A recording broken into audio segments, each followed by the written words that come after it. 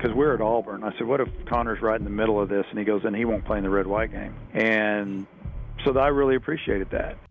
This It's all dope here. is Answer me now. No Way Sports Talk. We need to hire a batter coach up there. Wow. If I get a request to come on your show, it's drop everything and make it happen at all costs. How about a little decorum in here on a work day? Here is Bo Mattingly. What are you doing for dinner tonight? Want to go with me? No, Saul, you've got other plans? Oh, I did. You're I do. specifically talking to me. I have other plans too. Can I get some restaurant music? Oh, yeah. We got some restaurant. Yeah, okay.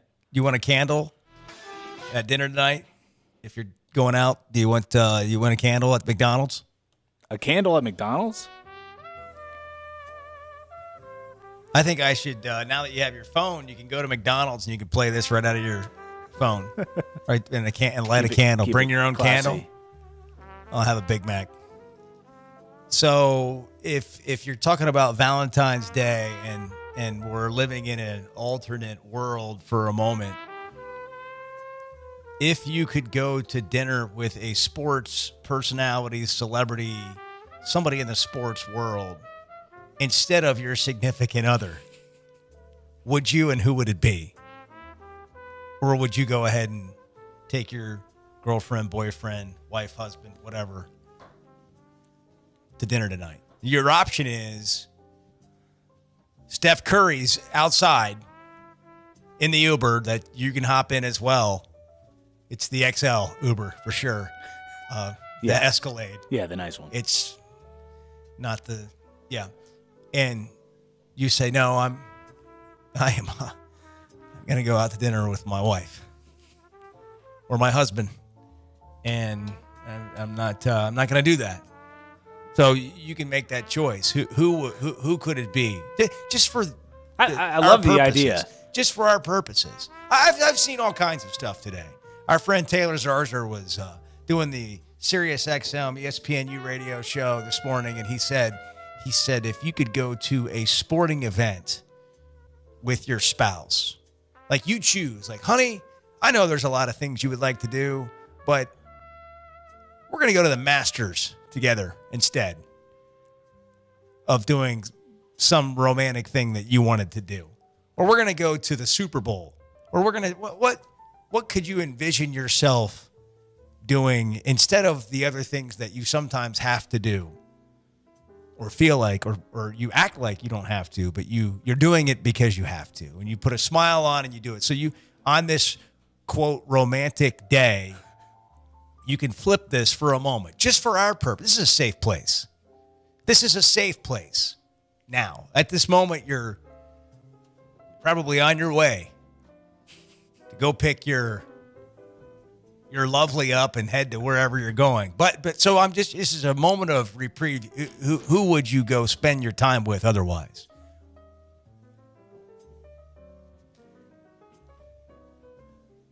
I'll have the sea bass, please. The Chilean sea bass. I know my wife would pick somebody else. What is the fanciest thing you've ever ordered that you can say or remember? Chilean sea bass is always a go-to. That's a go. I don't think I've ever ordered that. Usually I'll have the Chilean sea bass, and then I go, nah, I've had that too many nights this week. I'll have the cheeseburger. It just makes you sound like Ron Burgundy if you order the Chilean sea bass. Happy Valentine's Day from all of us here at Sports Talk. All right, you can get us out of this restaurant. Oh, okay. Yeah, that's fine. You can get us out. What's more exciting this Saturday? Connor Nolan starting for the Razorback baseball team or the Mississippi State-Arkansas basketball game? What do you think is more exciting? What do you think people are more looking forward to? There's a lot of baseball.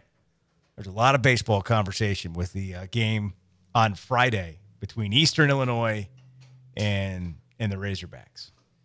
But the Mississippi State-Arkansas basketball game is a huge game. Because of the time of year, because where Arkansas is in the SEC, it's a big game. But I think all eyes are focused on Connor Noland. Who's a more popular Razorback at the moment than Connor Noland? Everyone's paying attention. That's the talk, that this guy, he's the Razorback. He's the Razorback story right now. What Razorback do you love more than Connor Noland at this moment? What Razorback are you more interested in than Connor Noland at this moment? You heard Dave Van Horn in the open to the hour. I asked him, I said, what, your red-white game and all that, I said, what if, because we're at Auburn, I said, what if Connor's right in the middle of this? And he goes, and he won't play in the red-white game. And so I really appreciated that. That was the big news yesterday because until now, that kind of officially, to me, puts Connor Noland on the back seat, in the back seat of the quarterback competition instead of in the front row. Because he likely was going to be the odds-on favorite, if he's not playing baseball, to be the starting quarterback. And so he's playing baseball, but you think it's going to be, at least I do, going into the conversation, it's going to be a spot roll out of the bullpen, and he can manage that. At least in your mind, you think that's more manageable than some other spots he could be in, not an everyday player. Well, then he becomes a starter. And he earns that, and he gets to this spot where the team respects him. They want him in there at the number 2 position because he's earned it. Here's Isaiah Campbell on Connor Noland. Connor came in here after football, got in here, kept his head down, just worked hard, and, his stuff proves that he should be on the weekends. Electric fastball, really good off-speed stuff, and just competitors out there, and he's not scared of anything, and he proved what he can do, and he got the start. It looks like he's been here for 3 years. He's a junior, like in his draft year. You don't see him as a freshman. He doesn't look scared on the mound. He just goes after people, attacks them, throws his best stuff every time. And, just like I said, it showed, and now he's pitching on Saturdays for us right now. So to me, this is another blow to the football program, even though it's the same athletic department. This is not the best news for the football team to me. It's really good news for Connor Noland. It's exciting for Razorback fans. Connor Noland's a great story right now, but I'm still waiting to be excited about the Arkansas quarterback position. Are you? Are you still waiting? Because I'm waiting. I feel like there will be a moment at some point in Chad Morris's tenure where you're excited about quarterback, and it may actually be somebody who's on the roster right now. But the biggest excitement to date that we've had regarding the Arkansas quarterback position is at Missouri at the moment. The Kelly Bryant conversation was the most exciting surrounding the most important position on the team, as Chad Morris has told us numerous times and reiterated to Jason Kersey of The Athletic in a recent interview, that position has to be really good. And when it's not, everything else suffers. It takes all 11 guys, but particularly in this offense, you got to be exceptional at that position. And to date, there's not a moment of excitement that you can say, yep, I feel good about the Arkansas quarterback position. And then when you have a guy who's played in the system, if we go back, it was, he played in the Greenwood system with Rick Jones this, Rick Jones that, knows Chad Morris, similar stuff. Connor Noland's learning curve should be faster. In fact, I had heard from those in a position to know that Arkansas actually flirted with the idea of starting Connor Noland from game 1 last year. They chose not to. They went the Cole Kelly route, hoping that he or Ty Story would work out, back and forth, and it never really worked out, and they ended up locking in with Story, and it never worked out. But now the guy that had the best chance, at least on paper, to be the quarterback is no longer really in that same position. Now, could he do something unusual, even more unusual? Because this is unusual, but to do something even more unusual would be to be a starting pitcher on the baseball team and to be the starting quarterback. That seems 2 holes in 1. 1 is crazy, 2 is bananas. Unthinkable. So it's like, now I will say, Connor Noland hasn't pitched a game yet. But the guy with the best name on the team, along with the other guys you've heard, thinks he's pretty good. Honestly, his stuff on the mound is awesome. He came out and he looked like he was an experienced veteran guy. I mean, it was crazy to watch him play. That guy's name is Jacob Kostyshak. Great name. Kostyshak. Best name on the team. Zebulon Vermillion says hello. I thought you were going to say, hold my beer. But Kostyshak's going to be hard to beat. I agree. So I'm waiting for the moment of excitement for the Arkansas quarterback position. Right now we have a great moment of excitement yet again for Arkansas baseball. And I'm not suggesting anything different should be happening. Don't misunderstand me. It's just Chad Morris is kind of waiting for his first Dave Van Horn moment. And Dave Van Horn's got another one at the moment going into the opening weekend. Now, maybe Connor Noland doesn't have a great year. And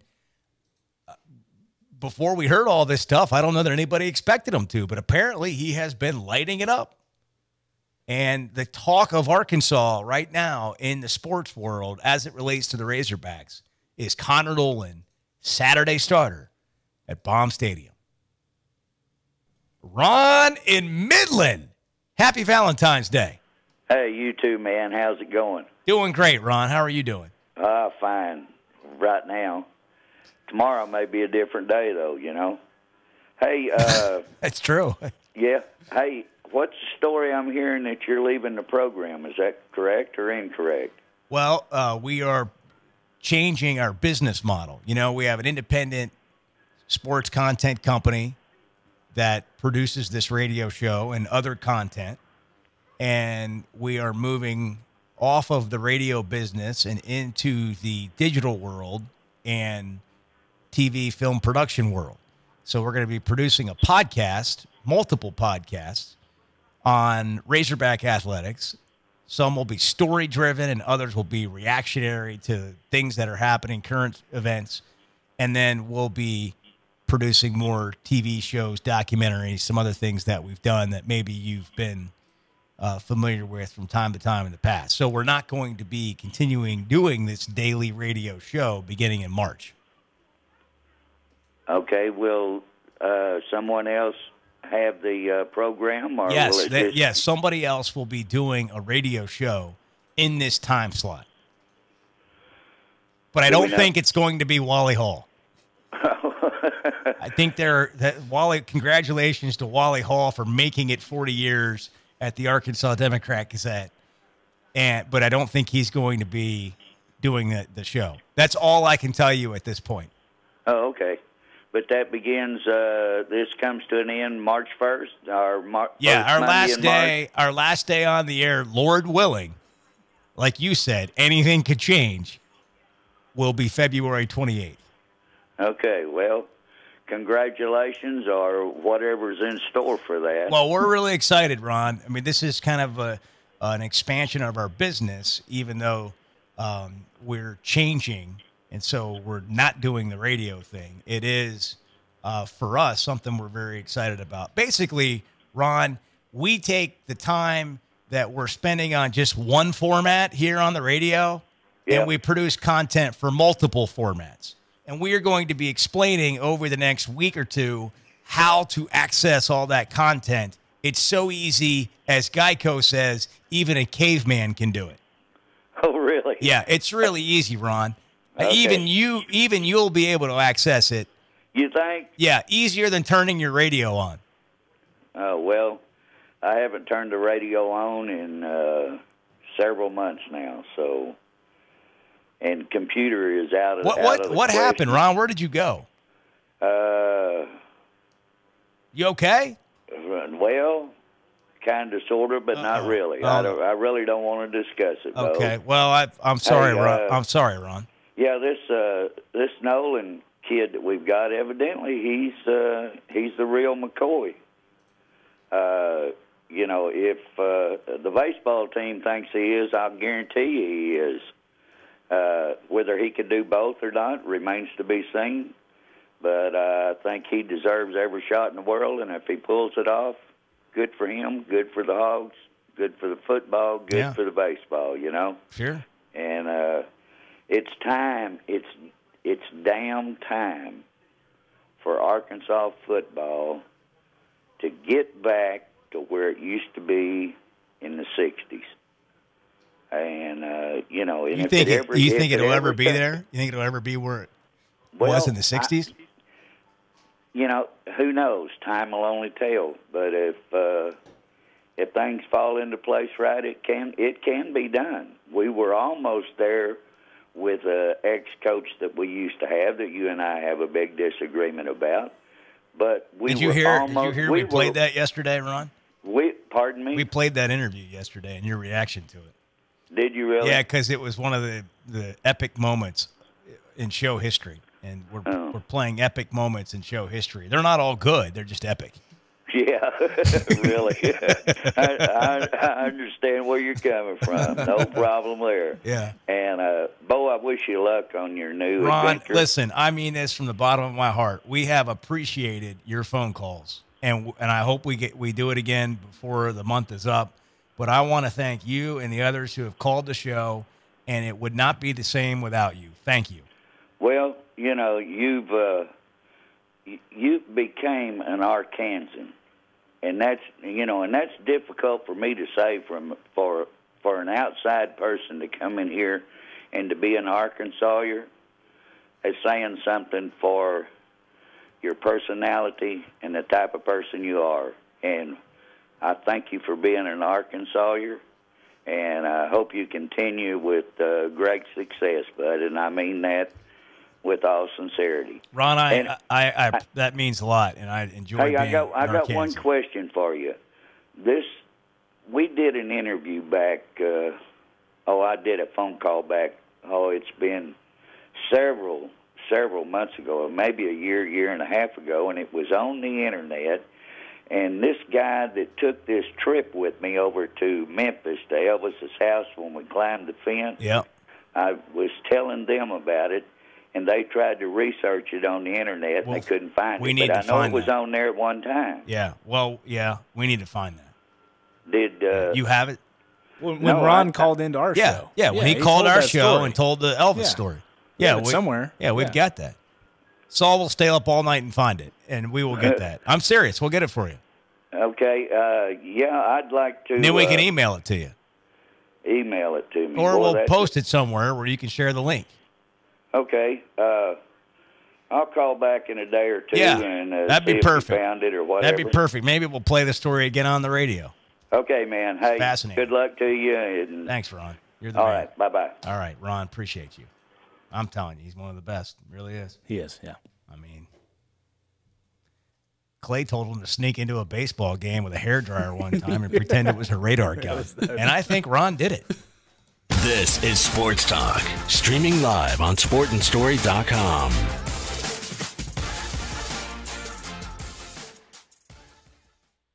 Lindsay Golf Courses range from 27-hole championship to 9-hole par 3s and are making a presence in affordable country club memberships for both individuals and families. Our challenging courses and extensive amenities are designed to attract golfers of all ability levels and offer recreational and social opportunities for members. In Bryant, Hurricane Golf and Country Club.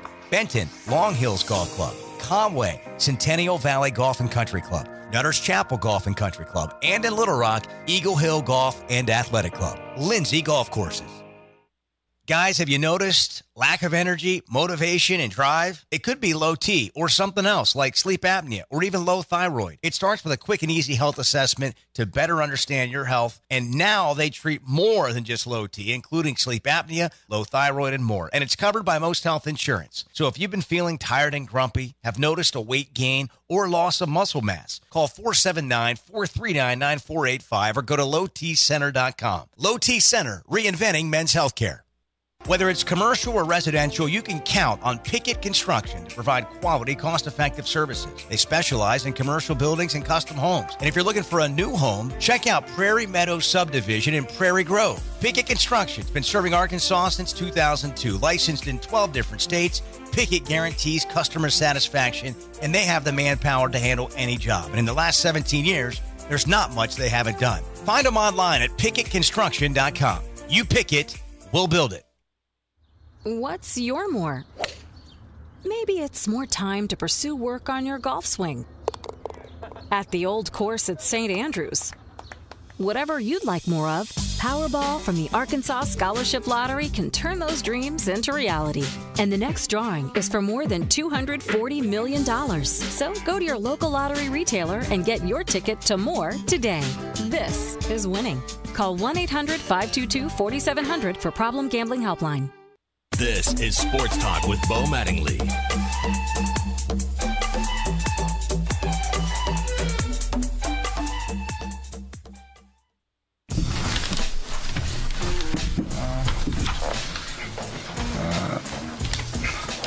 First of all, congratulations to Cuonzo and his team. I thought they came out with a sense of urgency and with great energy. Great energy to start the game off. And I thought the first half probably ended up being the difference in the game. I thought the second half, I thought we came with a lot more energy, a lot more sense of urgency, playing with a purpose. And then it came down to making plays. They had some guys make some plays, make some big shots for them. Suggs hits a big shot for him. I thought even Mitchell, he hits a big shot. But more importantly, I thought Tillman came back. I guess he needs to get he had surgery on the wisdom tooth. You need to do that every game, man, if you're going to play like that. But again, it was a hard-fought game, and we just, again, at times we continue to show the inexperience. But I love the fight in our team, and I'm sure Cuonzo loves the fight in his team. Mike, what were you guys hoping to get on that last possession? We wanted to get a foul or get to the basket or get one of our shooters, kind of coming from behind there, and just didn't get anything. So that was, I guess we didn't get what we wanted. Mike, you turned them over 24 times when they were in Fayetteville. They only 11 turnovers. I guess what was the difference in them? I'm sure that was a point of emphasis with Cuonzo. They wanted to take care of the basketball, and they did a much better job. We started off, we tried to get at them, but I didn't think we had the energy to do it. And you gotta have energy to do that. Jeffrey went out of the game in the first half. He was taking his licks all night. Is that common from that level of contact, or was it? Say it again now. Daniel Gafford, the licks he was taking tonight, is that the kind of contact he faces? Oh, he's been good hit every day. I mean, he's getting 2 and 3 people around him. So, and but he sucked it up. It's this time of the year. It gets physical, and so you got to be able to match the physicality. Just tell me if you guys in this conflict you think can match him physicality at least one-on-one. Well, Tim had a good night tonight. He's a good player. He's a good player. You mentioned the shots by Suggs. I mean, coming in, is that a guy that's kind of off the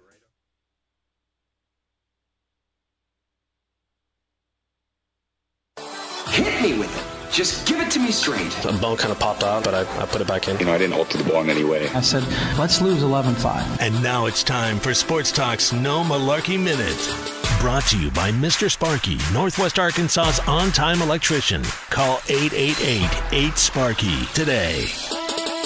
Malarkey or no malarkey, Bart Pullman doesn't know what to do with Valentine's Day. That's no malarkey.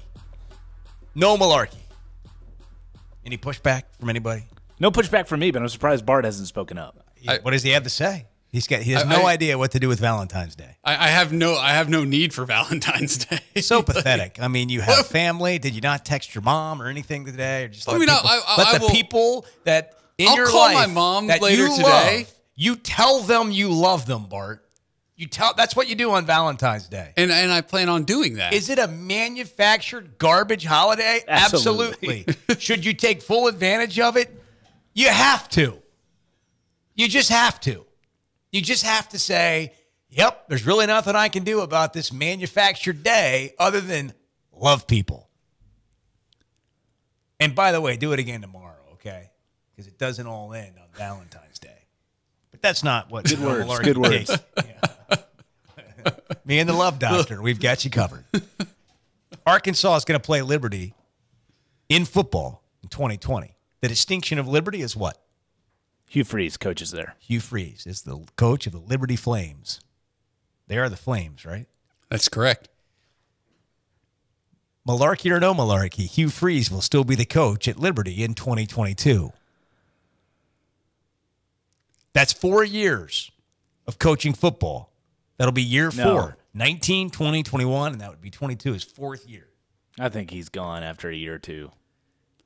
Hugh Freeze will not be the coach. He will at not Liberty be there. He'll when be they hired. play Arkansas. Somebody will take a chance on him. Selfishly, I hope he is still at Liberty by that point in time. But I don't think so. I don't think he will be. I don't think so either.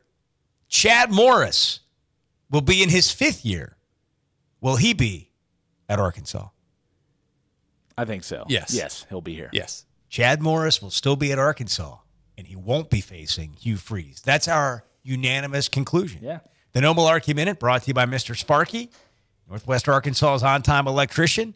If you've got an electrical problem, doesn't matter how big or small, call our friends at Mr. Sparky. You know the number, 888-8-SPARKY, or you can log on to their website at MrSparkyNWA.com. You don't have to put up with any malarkey. Call 888-8-SPARKY. Robert's in Fort Smith. Robert, happy Valentine's Day. Happy Valentine's Day, guys. But real quick, you'd ask a question, who is your player that on Arkansas? I'm looking at Isaiah Campbell more than anybody because Isaiah, you know it as well as I do. You don't know what day you're going to get out of him. If you're going to get 2 innings, if you're going to get 6. And if we're going to get to a regional, I'm not even going to go World Series. A regional, he's got to be the Friday night guy that gets us into 6 innings every Friday night. Yeah, that was last year. What will the Isaiah Campbell of this year be? That's true. It's a big story. That's what I'm saying. You don't know what you're going to get. So Connor, yeah, he's there. He's a phenom. But Isaiah better be able to pull it through for us because we won't be. If he can't, we've got to have a Friday night guy, and he's got to be it. So that's just my thoughts on if that. Isaiah Campbell doesn't work out, I'm told that Ben Hicks is coming over. We'll just go get another quarterback. I'm kidding. Wasn't very funny. Brian in Sheridan, go ahead. So I'm calling. I listen to you guys every day. Well, not every day, but most days after work between 4:30 and 6. Thanks. And I this is the first time hearing that you guys won't be on the air anymore. At the end of the month.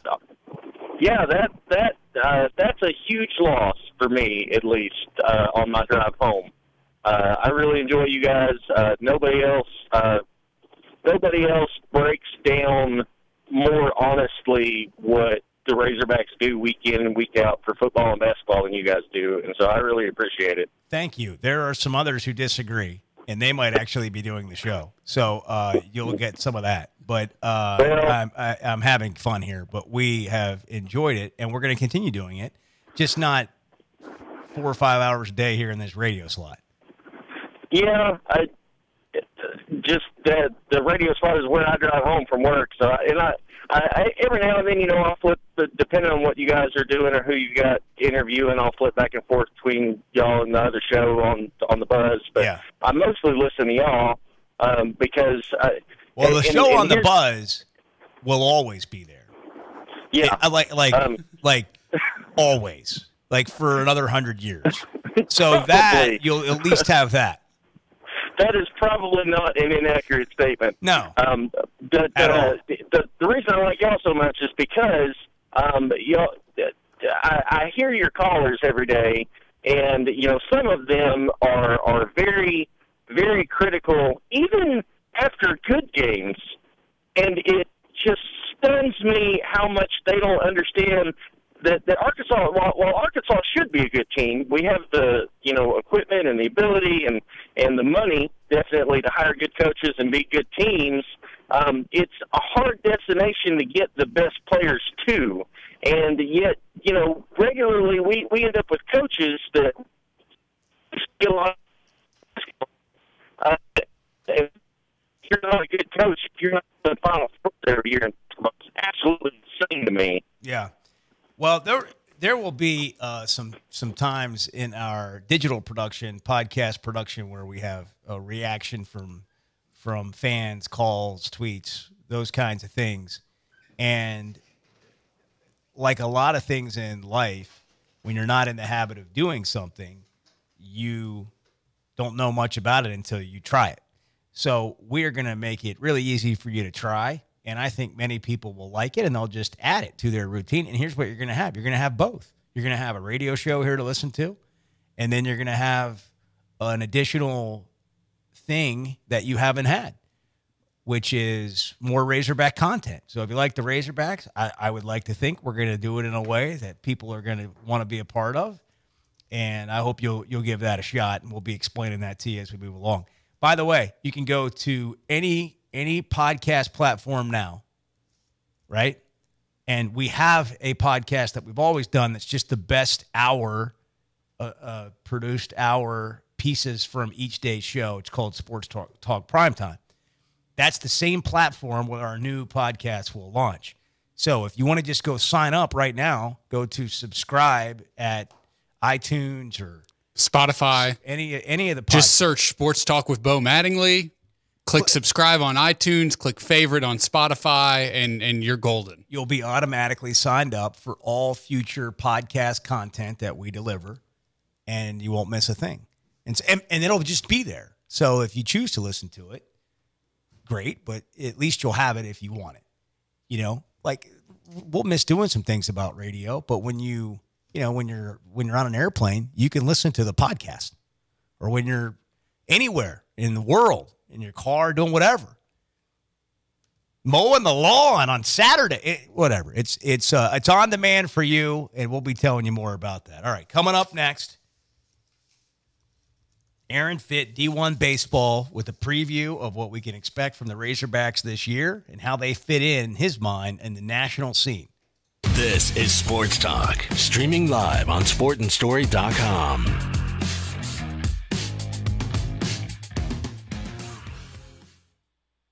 No matter what your more is, the $10 bundle offers more ways to make those dreams a reality. Just remember, win with 10 from the Arkansas Scholarship Lottery and get the $10 bundle. You get $12 worth of tickets, Powerball, Mega Millions, Lucky for Life, and Natural State Jackpot, all for just $10. That's 7 shots at life-changing jackpots. So win with 10 on the $10 bundle today. With Quick Picks only. Offer ends February 28th. Call 1-800-522-4700 for Problem Gambling Helpline.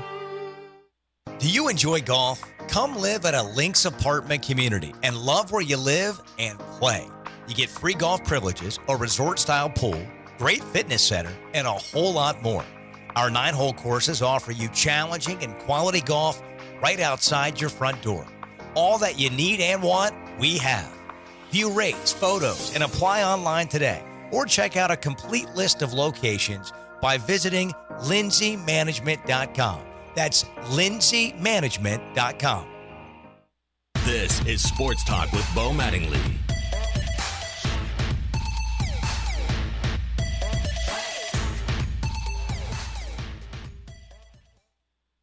Went out of the game in the first half, but he was taking his licks all night. Is that common for him, that level of contact, or was it? Say it again now. Daniel Gafford licks he was taking tonight, is that the kind of contact you're taking? Oh, he's been good hit every day. I mean, he's getting 2 and 3 people around him. So, and but he sucked it up. It's just at this time of the year, it gets physical, and so you got to be able to match the physicality. Just tell me what you guys in this confidence you can match him in the physicality at least one-on-one. Well, Tim had a good night tonight.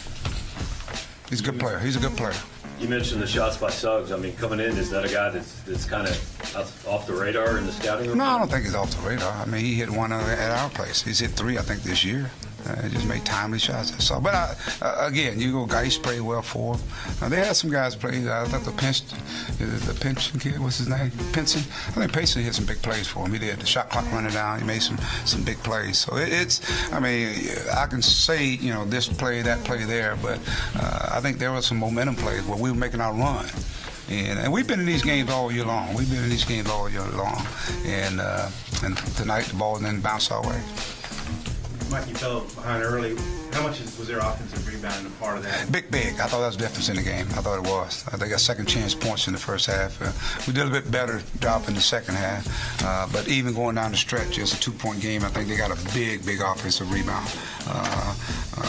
And maybe the ball just bounced that way. But I thought that was the difference in the first half. The reason why they had that lead. They had, I think it was 12 to 14 second chance points. What's been the difference these last 2 games? You won 4 conference games in a row, and these last 2. Finishing. I mean, you saw it finishing. I mean, you look at the South Carolina game. I thought that was probably some of the best 25 to 27 minutes we played. And it's a 2-point game it's a tie game with less than 3 minutes to go, and we didn't finish. And so then you look here tonight, we're mounting a comeback, and the key is you got to be able to make plays, and we did. Coach, obviously you had a tough loss, but what does it mean to you to be back at Mizzou Arena? You've had some really good years here. Oh, it's a place I'm familiar with. When I was here, Missouri they were good to me and my family, and so a lot of pleasant memories. Good fans. But now it's, to me, this time of the year, everybody's trying to get games. So you're trying to win games and put yourself in position, for the tournament. And so to me, it's the next game on our schedule. We played them early in the year, so they did what they supposed to do at the home court, and I thought they played well. That's probably one of the better games. Chicago would say that. Mike, I said that Joe only had 4 points in the first half, and then he had 13 in the second half. What changed with him? Well, I thought they really put people with him. They had attention on him, and then in the second half, I thought the offense was a little more spread, and he was able to get open and knock some shots down. He did. He was curling inside. And they were playing him so hard, and that's what you got to do. You got to come off those screens. You got to curl, try to get to the free throw line, do multiple things. Anything else for Coach? All right, thank you. Okay.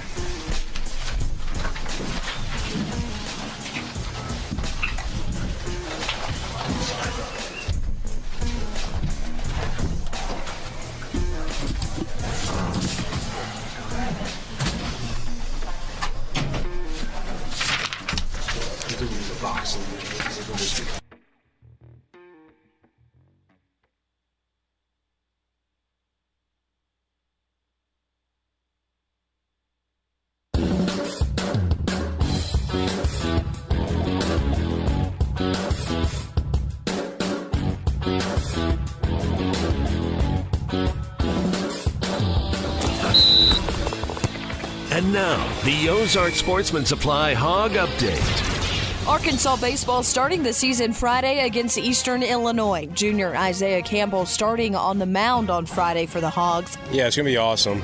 Pitching on Friday nights and on every Friday for Arkansas is a big deal, especially in the SEC, because you're going to have to bring your best every week because the other team's going to be pitching their best, and just pitching in front of this crowd every Friday is going to be awesome. Connor Nolan starting on Saturday, impressing his teammates and coaches during the spring to earn the starting role. Honestly, his stuff on the mound is awesome. He came out and he looked like he was an experienced veteran guy. I mean, it was crazy to watch him play. That was Sunday starter Jacob Costi shot Game 1 at 3 p.m. And to basketball, Bobby Portis will have his jersey retired tonight at Little Rock Hall. The former Hog and current Washington Wizards forward was a McDonald's All-American and Mr. Basketball of Arkansas in 2013. I'm Melissa Orange for the Big Trail Nation, and that's your Hog Update. Here is Bo Mattingly. Thanks, Alyssa. The update brought to you by Ozark Sportsman Supply. They are wrapping up the Valentine's Day sweepstakes. Highway 412 west of Springdale and Tawnytown. Exceptional deals on both the supply and the Outpost clothing sides of the store. Now your go-to store for all work clothes needs. That's clothing. Their selection of Carhartt's unbelievable. It's unmatched. And on the supply side, the best selection of firearms, fishing supplies, the largest selection of accessories. It's all at the Ozarks, Highway 412, just west of Springdale in Tawnytown. The transfer portal is broken. The eligibility center at the NCAA has notified America and the world, and that their IT team is working to find a resolution. So if you have a friend who's in the transfer portal, they may be temporarily stuck. Just want to let you know. Let's go to the First Security Bank hotline and talk baseball with Aaron Fitt, D1 Baseball. Aaron, it's been not that long because Arkansas was in the final game of the college baseball season this past season. Here we are on opening day.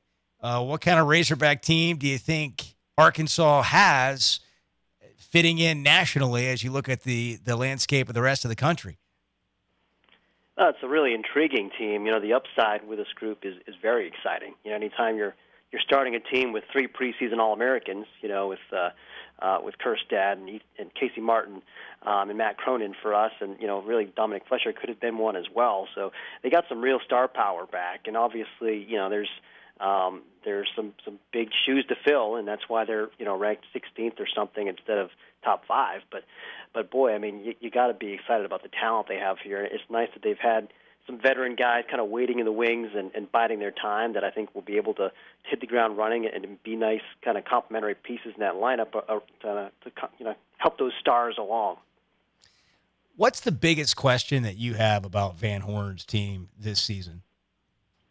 Well, I just think it's how's the pitching going to shape up. I mean, I really like the depth and the options that they have, but they don't really have kind of the proven frontline workhorses that you want in your weekend rotation. Now, obviously, Isaiah Campbell has had his moments, and we saw that I think in his first appearance in Omaha last year, just how good he can be.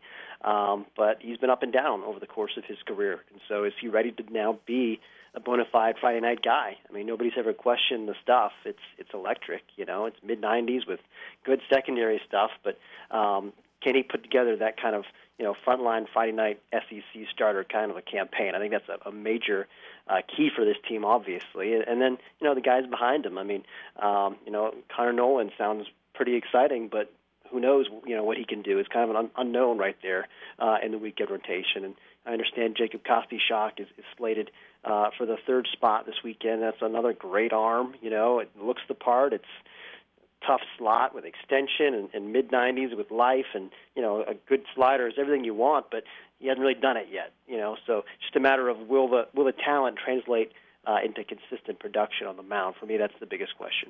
What is your reaction to the Connor Nolan story? Well, I mean, I'm certainly intrigued by it. You got a guy like that with that kind of a two-sport pedigree. He's obviously a really good athlete, and it sounds like he's got some real feel for pitching too. Which it's tough as a two-sport guy when you're not spending all your time just refining your craft in baseball. I mean, most of these guys are playing baseball year-round, and their strength programs and everything are all built around optimizing baseball skills. And he obviously is hasn't had a chance to do that, and so it's just a matter of will the pure talent win out. And we've seen that happen from time to time, but it's tough to be a weekend starter in baseball and a quarterback. I mean, that's just not a lot of guys can pull that off. So certainly we'll be watching closely to see how that plays out. Aaron Fitt, D1 Baseball, our guest on the First Security Bank Hotline. Arkansas plays Eastern Illinois Friday at 3 o'clock to open the season at Baum Stadium. Dave Van Horn came so close last year to winning a national championship. Do you see him back in that position again in the near future? Oh, yeah, for sure. I mean, this program is, obviously one of the elite programs in the country. And, they've got a machine going right now with the way that they recruit and the way they develop players and, just the consistency that Van Horn brings to that program at the top. I mean, just the even keel. They're always going to play hard. They're almost always going to be better at the end of the year than they are at the beginning of the year because, they're just well coached. And I think those are kind of bedrock things that you look for an annual contender. And certainly, again, the talent here is exciting. I mean, they could be back in that position theoretically this year. I wouldn't be stunned.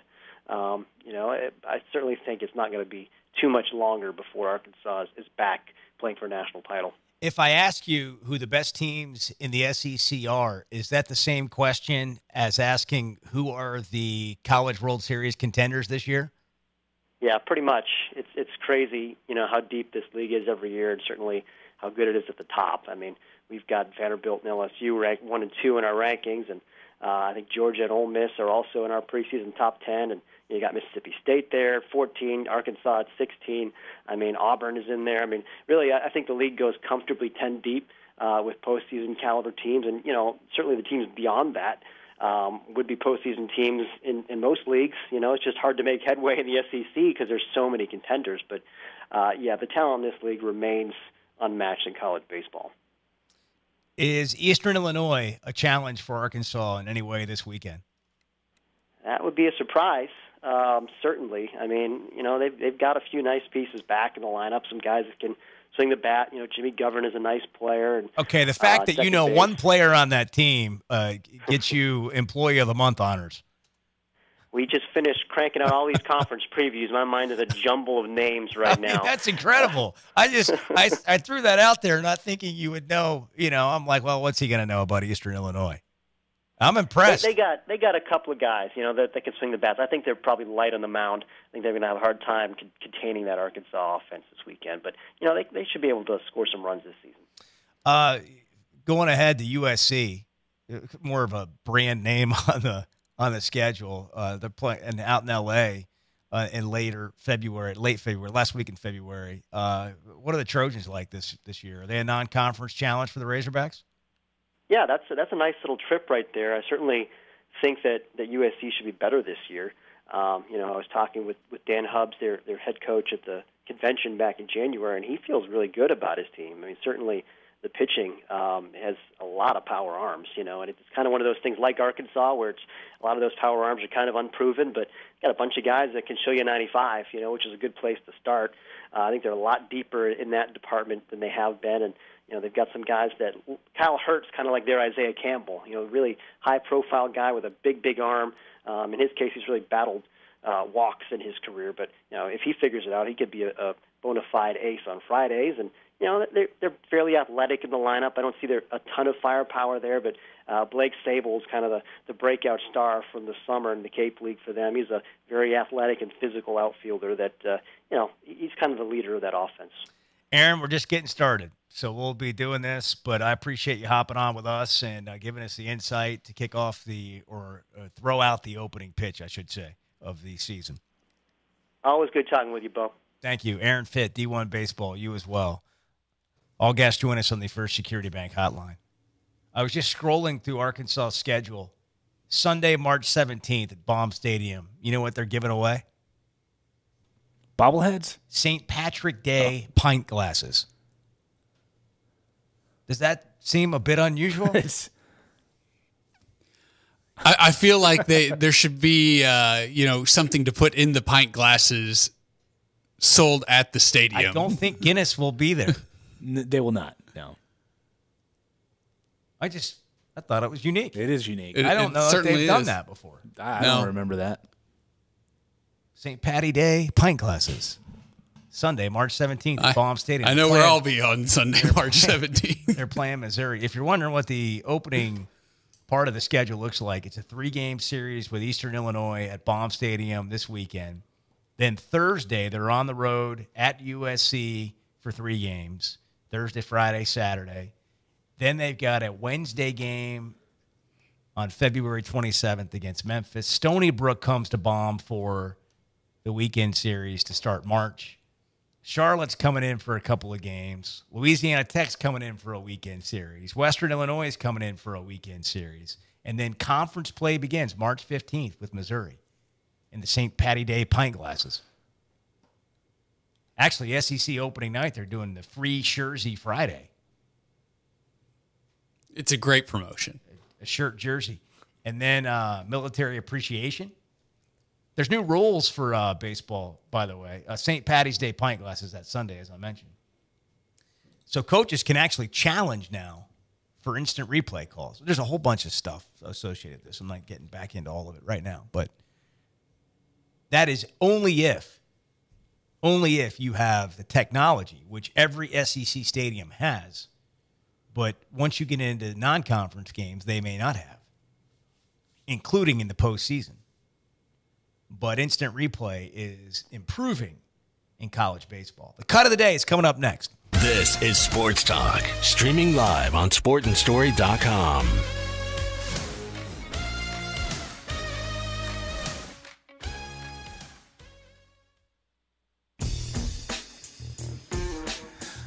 Just kind of, obviously disappointed, that on the outcome of it. But let's give credit to Frank and his team, South Carolina team. I thought they did what they had to do to protect the home court. Their veteran guys, I thought, settled the young guys down, and I thought the second half, Lawson, he was real effective in the second half, as well as the Bryant kid. Just made some open court plays. But I thought we were in position to get some momentum, and our defense kind of let us down from that standpoint. But But it's a 2-point game with 3 minutes to go, and we just got to continue to learn how to finish, especially, against a good team in South Carolina. They've been really good at home.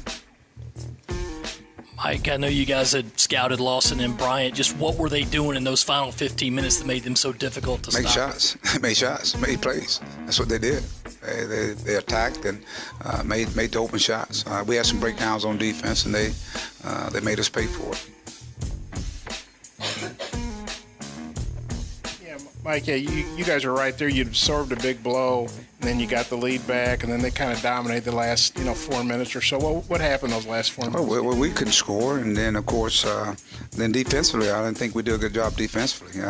We may have ran out of steam. I don't know. But it just seemed like every loose ball they came up with, they were making shots. I mean, we didn't shoot the ball well. We shot over 38%, I think, and they shot 54%. So I thought they just, and Silva, I think he did a good job of taking over, going down the stretch, going into him.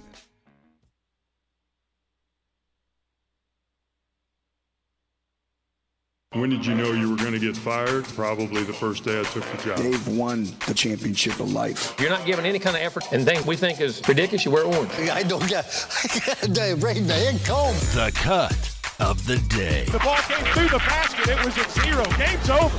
Dogs win. Presented by Bud Anderson Home Services. One call does it all. 855-GO-CALL-BUD. Do you know what you don't know? Here is Bo Mattingly. Doug Birdsong has friends, I think.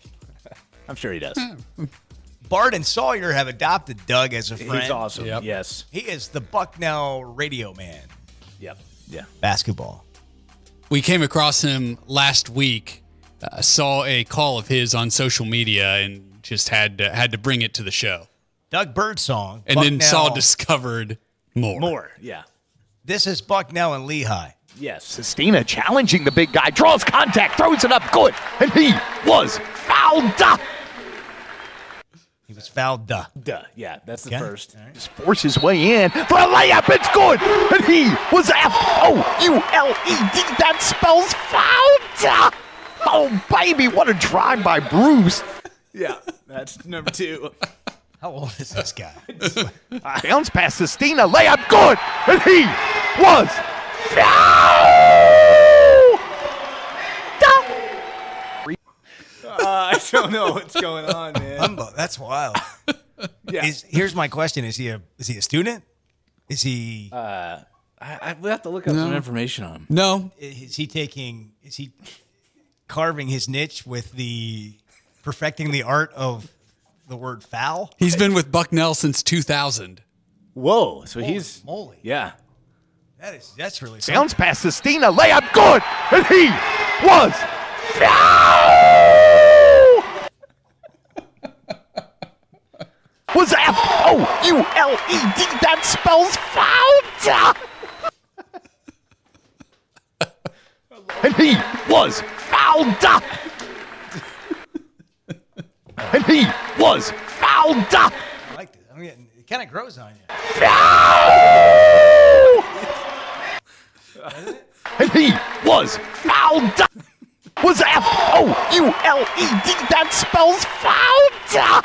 Oh, baby, what a drive by Bruce. By Bart Pullman. Directed by Sire Radler. Want the latest commentary, interviews, takes, and phone calls? Anytime, anywhere. Check out Sports Talk Primetime, Arkansas's premier sports talk podcast. Find it on iTunes or online at sportsandstory.com. They're at the post, and they're off. Patriotic Americans strong off the top of the turn. President's Day weekend at Oaklawn is legendary, and we're inviting all patriotic Americans to join the celebration. Patriotic American is about to join in past Karugma. Sunday, be sure to get your official 2019 Oaklawn cap. It's free with voucher while supplies last. Pick up your voucher at the door and redeem it on the first floor of the grandstand after the second race. On President's Day Monday, watch 4-year-olds and up compete in the $500,000 Razorback Handicap. and see the country's best 3-year-olds run in the $500,000 Southwest Stakes. And he slings shots to the front by 3. Come celebrate President's Day weekend at Oaklawn. And remember, we're racing all the way to May 4th, so stay until May. Patriotic American is coasting past the 70-yard pole. Patriotic American. Gambling problem? Call 1-800-522-4700. The Ozarks, one incredible store featuring Ozark Sportsman Supply and Ozark Outpost Clothing and Footwear. The Ozarks, 23,000 square feet of incredible products, where every day is a sale. At the Ozarks, prices are marked down upon arrival on almost every product, which means they are immediately passing big savings on to you. Bring the whole family into the Ozarks for a shopping experience like no other. Where else can you find firearms, camo, and the hottest boutique brands all in one place? It's only at the Ozarks. They also have the best selection of gun safes in the region with free delivery within 30 miles. Don't forget, they have a live fire 15-lane indoor gun range as well. At the Ozarks, you'll find hunting and fishing supplies, bikes, kayaks, knives, boots, you name it, they've got it. So much for the whole family to discover at the Ozarks. Check out Ozark Sportsman Supply and Ozark Outpost Clothing and Footwear, Highway 412 west of Springdale in Tawnytown. Be sure to follow them on social media to see what daily sales are happening at the Ozarks. Whether it's commercial or residential, you can count on Pickett Construction to provide quality, cost-effective services. They specialize in commercial buildings and custom homes. And if you're looking for a new home, check out Prairie Meadows Subdivision in Prairie Grove. Pickett Construction's been serving Arkansas since 2002, licensed in 12 different states. Pickett guarantees customer satisfaction, and they have the manpower to handle any job. And in the last 17 years, there's not much they haven't done. Find them online at PickettConstruction.com. You pick it, we'll build it.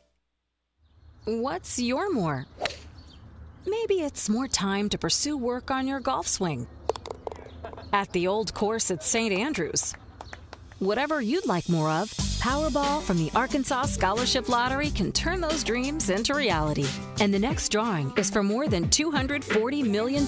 So go to your local lottery retailer and get your ticket to more today. This is winning. Call 1-800-522-4700 for Problem Gambling Helpline. Life is better with football. And with First Security, we have the know-how to tackle your needs, plus a local team you can count on. What's your better? Get there with us. First Security. Bank better. FSbank.com, member FDIC. Equal housing lender. This is Sports Talk with Bo Mattingly.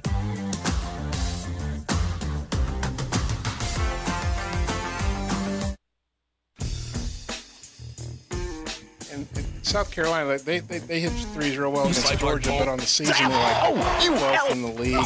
Today they shot real well. What do you think of the three-point shooting? Did it surprise you? Well, no, we left them open. We were playing some zone, and again, we had some assignments where we didn't get out there. When you're wide open, you're gonna knock them down. I think most teams in our league, if you leave them open, they're gonna make shots.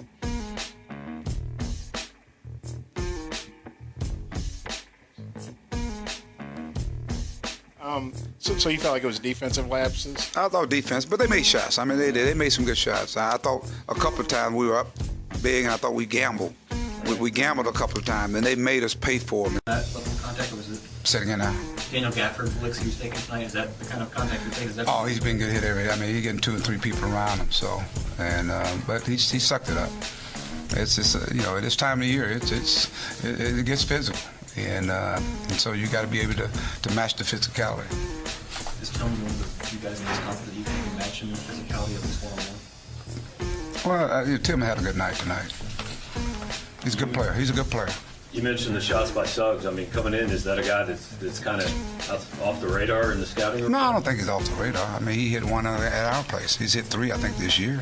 He just made timely shots. So, but again, you go guys play well for him. They had some guys play. I thought the pension kid, what's his name? Pinson. I think Payson hit some big plays for him. He did. The shot clock running down. He made some big plays. So I can say this play, that play there, but I think there were some momentum plays where we were making our run.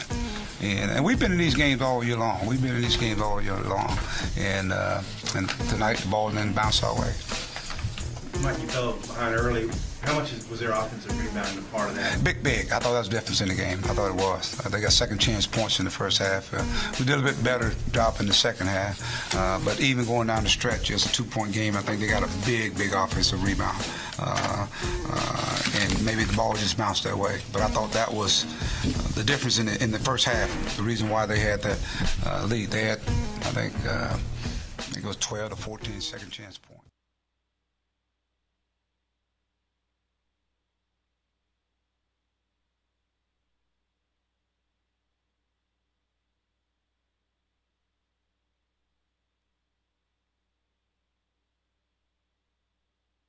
I know you're gonna dig this. Mike Anderson should play that instead so he doesn't get fined. Nobody for your suck. He could just play that on his phone or something. Nobody for your suck.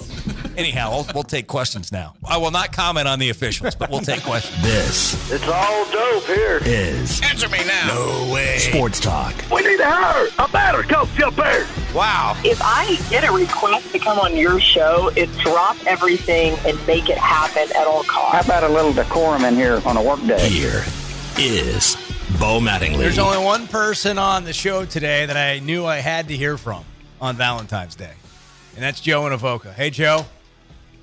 Hey, happy Valentine's Day, guys. Happy Valentine's Day to you, Hot Rod. Valentine, not Valentine. Ooh. Remember Valentine's Charles Day? Valentine. Yeah, that was when we were good. When we actually had a real team. Well, I think they were good after that, but yeah, they were good then. That's true. But I mean, gosh, Joe. Forget that. Well, Valentine put that in. Old Dean Smith, he looked like he was just ready to, like he did something in his pants right there. Joe, how far into Valentine's Day are you here? Pardon? How far in, I think you know what I mean, to Valentine's Day are you? Oh, no, not that far. I'm still on the early journey, Bo. I'm early in the journey. You just started. Just started. Okay. Yeah. I'm cooking a crock pot and some roast and been cutting some wood. Wow. You're doing a feast tonight, a Valentine's spread. Oh, yeah. I'm a sweet son of a gun, Bo. You can just ask any of my ex-wives. I'll tell you how good I am. Well, it sounds like you've invited them all over. Well, they would come over if I invited them, but unfortunately, some of them aren't even in the country, so I can't do that. So, well, that sounds like a whole other story. Yeah, well, you know how it goes. You can sow your wild oats, and that's what happens. You get to sow in your wild oats, traveling the world, and Valentine's Day is a heck of a thing to keep up with. Yeah, you know, it's kind of like Father's Day or Mother's Day. You never know. And you never know. Well, have you been surprised? Not in a long time, but I have been before. It's been a while, a long time ago. Is that right?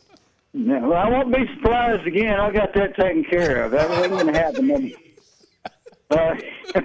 I've changed all the diapers I'm going to change, buddy. Is that right? I've changed more diapers than probably all you guys put together, I guarantee you.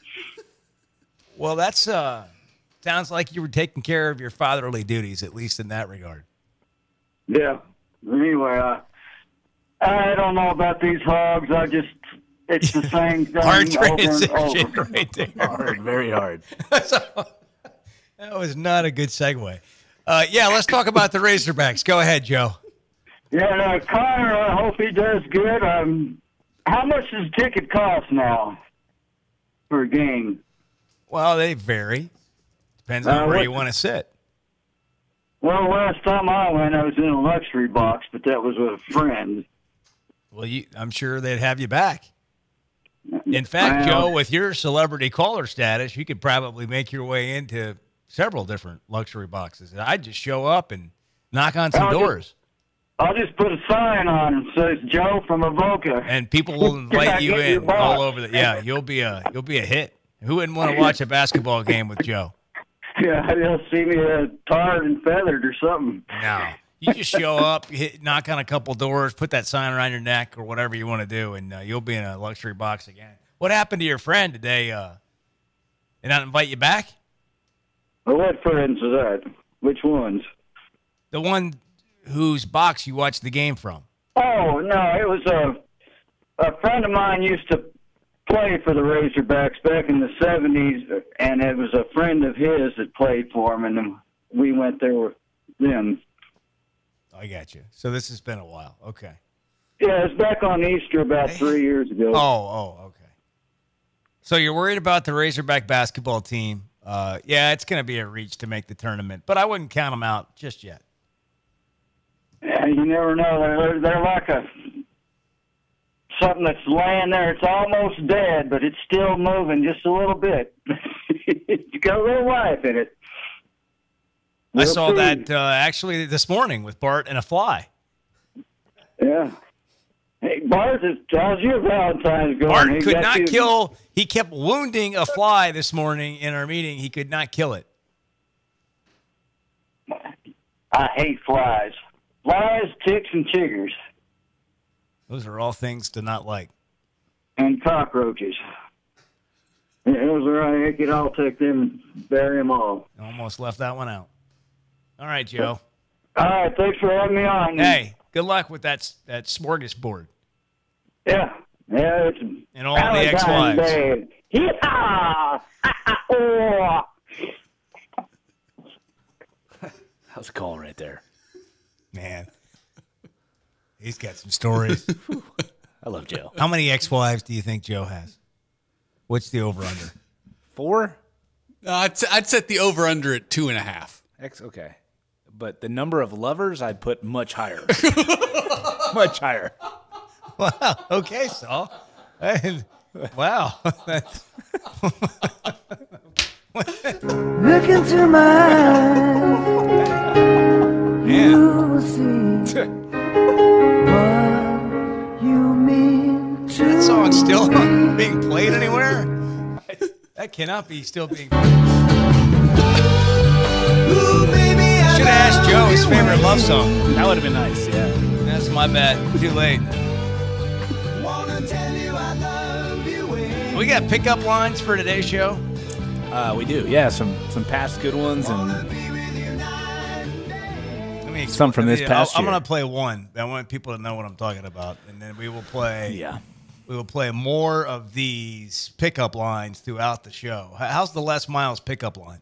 That's pretty good from this past year, yeah. Hello. Community enhancement and be involved with,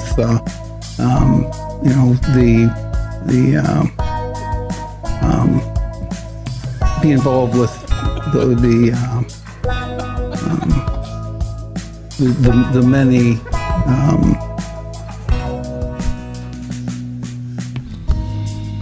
things. I'm having a little heartfelt here. Yeah. I don't know how well that line would work. Probably not going to deliver very well, but I might have to play another one after that. Oh, hello. Hold on a second. Hey, guys! Hey! I'm having a press conference, okay? Thank you. We wanted to get bigger. I'm stopping. Hey! Stop the ball! Stop the drill! I'm having a press conference. Thank you. It's a pickup line. I just thought it would sound funny. I feel like I'm 0 for 2 on this. Oh, no, the first one was great. Okay, all right. Snake in Pulaski County on Sports Talk. Go ahead. Bo, a picture's worth 1,000 words.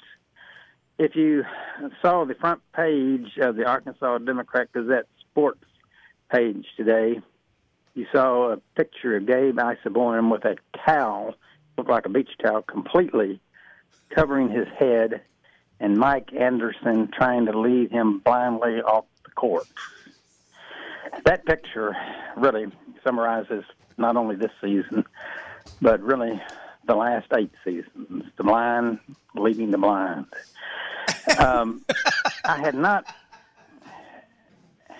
That's actually funny. I had not seen a towel on anyone's head this season until that picture in the paper. I thought maybe the message had been delivered loud and clear to not do that. And some people told me that even my phone call may have had something to do with it. And if it did, I'll own it. Because that, I mean, I hope you do get a chance to look at that picture today. I just think it just sums up everything right there. It sums up the blind leading the blind? Well, our basketball situation. The basketball situation is summed up by a towel over Gabe Osaboyan's head. And Mike Anderson leading him blindly off the court. What would things have been? That's not what I see in this picture. I see Mike Anderson putting his hand on his back, kind of consoling a very disappointed player who doesn't want to show his emotions, and so he's covered his face with a towel rather than everyone see him crying or disappointed over a loss. We've been through that before. What that means. So that doesn't symbolize the blind leading the blind. It actually symbolizes a leader of men serving his players. Well, Mike Anderson's a good man. Don't get That's me wrong. what this picture symbolizes. Exactly. He's a fine And it doesn't man. take 1,000 words to figure that out. Well, I just thought it just summed up the season and really the past 8 years. That what would things have been if 8 years ago we would have hired Bill Self as coach? He would have left for Kansas the moment the job came open. See, we've talked about this before, but if people think that Bill Self took the job, if he had taken the job, you really think he would still be at Arkansas? Are you nuts? Yes, he'd still be here. Why? He would have had success. He would have had success. He would have had the same. The whole history of Arkansas basketball would have been rewritten, and in fact would have continued. And I don't think so. Also, 8 years ago, Bill Self was at Kansas. Not leaving Kansas. No, for he's Arkansas. talking about when Bill Self and Stan Heath were candidates for the job, and that was a real thing. Right. Bill Self probably would have taken the Arkansas job when he was at Illinois, but he wouldn't have stayed here. The minute Roy Williams left for Kansas, he probably would have left. If he'd had success here, like there'd been other successes. Well, you don't know that he would have had success here. Bill Self has had less success than some people think he should have had at Kansas, despite winning 14 consecutive Big 12 championships. He has not been as good as some would expect from a team like that in the NCAA tournament. So that's all just like hypothetical conversation. I mean, it just doesn't really matter. I would have liked to have taken my chances. Well, sure. I mean, my gosh, but what does that have to do with anything now? Well, I mean, nothing now. I mean, we are where we are. And, the wheels have come off now. I mean, you can reference my call from the Texas game when I told you, when they failed to foul Roach and they let him hit a three-pointer. That's when everything really, I mean, it's been a whole season of mistakes. And so, I mean, anyway. Well, what's your point? What's your point? Well, I'm just disappointed. I'm disappointed in Razorback basketball. Oh, yeah, sure. And that's what Gabe Osaboyan was when he put the towel over his head. Are you saying that when you're disappointed, you won't put a towel over your head? You're right. What do you do when you're disappointed? What do you do? I'll walk off the court like the Duke players do with their heads held high. And like they did when Zion Williamson's on your team, you can do that. No, you don't put you don't put a towel over your head. You face the consequences. You face who you are and what you are. You don't try to hide. And that's what you do when you have tough moments. You just go out and see everybody. Like you don't shut your office door. You don't kind of go and collect your thoughts. You just kind of go out to the cocktail party while you're experiencing a down moment. Well, I don't go to cocktail parties, but I'm only going on your exquisite descriptions of Pulaski County from the past. Oh yeah, well, I mean, there's all kind of things like that going on a daily basis, but I don't attend those kind of things. But anyway, what goes on at those things anyhow? I don't really. Oh, it's just I don't know, because I don't attend many of those social functions like that. But I mean, Bart just did a Google search and he found Duke players with towels on their head. Well, that's what he told me once before. But I noticed when they walked off of the court after their crushing defeat in the NCAA tournament, there wasn't any towels on their head. They walked out with their heads held high, even though they. So let me get this straight. Let me get this straight, Snake. You have a fundamental problem with a player putting a towel over his head because he is doing what by putting a towel over his head? It sends the wrong image out. The wrong image? What's the right. what's the wrong image to you? What does that mean? It's the wrong image. Well, it's like your hair's not wet. Why are you trying to dry it? Image? I mean, what do you mean? It's just like he's trying to hide from being a Razorback basketball player. You're going to win or lose. You have to stand up and face the consequences. I don't think he's trying to hide. He's got his jersey on with his name on it. Well, everybody knows exactly who he is. I mean, I hope other people look at that picture, and I think they're going to come up with the same. Nobody's coming up with that. You're the only one. You're literally the only person in the whole world, and I don't usually make these kind of statements, but I feel pretty good about my prediction on this. You're the only person in the world that thinks this. No, that's not true, Bo. Because it is true. It is true. You're the only person in the whole world that thinks this. Before, when they walked off the court in Detroit, Michigan, after that humiliating defeat, Hold on. What do you have? What do you say, Bart? So I just have another photo here of, when Duke just, got beat and were so sad in the NCAA tournament last year, player walking off the court with a towel over his head. Well, they showed him on TV, and I didn't see that. Well, I'm telling you the facts. So, you live in your own little Tumblr. So, I mean, that was the one thing I thought they maybe improved on, is at least their image. But that's not a good image. You'll have to say, even however you construe that picture, Bo, it's not a good image. Well, everybody's free to have an opinion, but this is ridiculous. And you know it's ridiculous. No, it sends out. I'm surprised. No, it doesn't. No, it doesn't. It doesn't send out anything. It's a normal. It's as normal as a guy dribbling a basketball. It's that normal. It's like calling me and saying, I can't believe that guy bounced the ball off the floor. Is akin. I mean, a guy dribbling is a guy putting a towel over his head in a basketball game. I mean, it's nearly that common.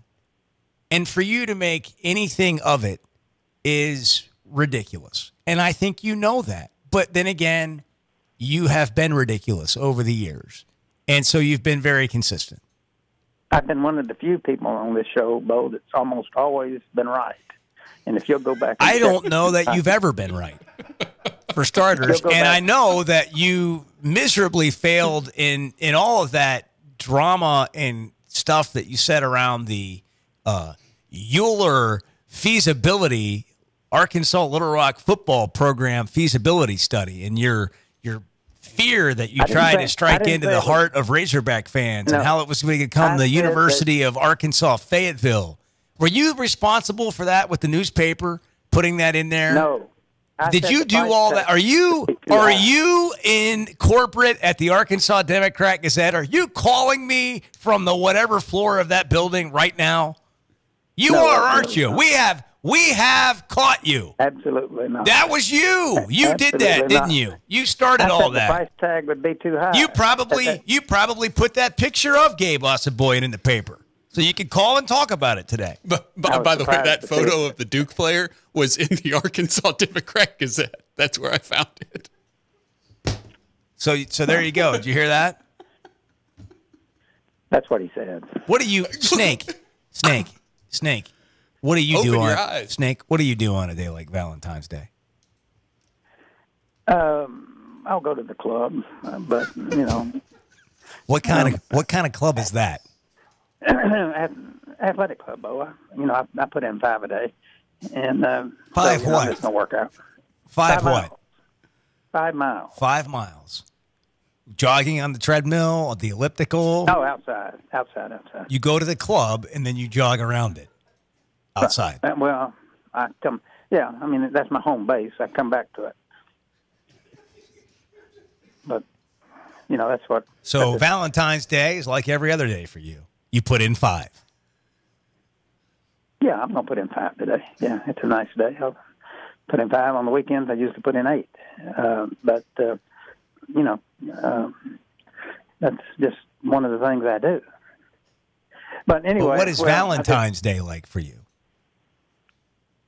Well, I mean, I'm wearing a red tie. From your 7th floor corner office at the Democrat Gazette? And I've got on a suit, and, it's just it's not much different other than I recognize Valentine by wearing a red tie. And I noticed a lot of people do that too, actually. All right. Well, let's wrap this up. What else you got? All right. Well, I mean, that's all, the only other thing that I was disappointed in, since this may be my last call, I don't know. I was wondering who was the computer nerd that went back and spliced and diced my phone call about Bigfoot and took out every relevant and pertinent fact, and then you played it back on the year-end review without it being in toto. How could you have done that? I don't think that happened. Did it happen that way?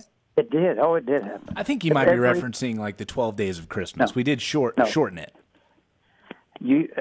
Someone went in there and took out every pertinent and relevant fact. They tried to make it into some kind of joke.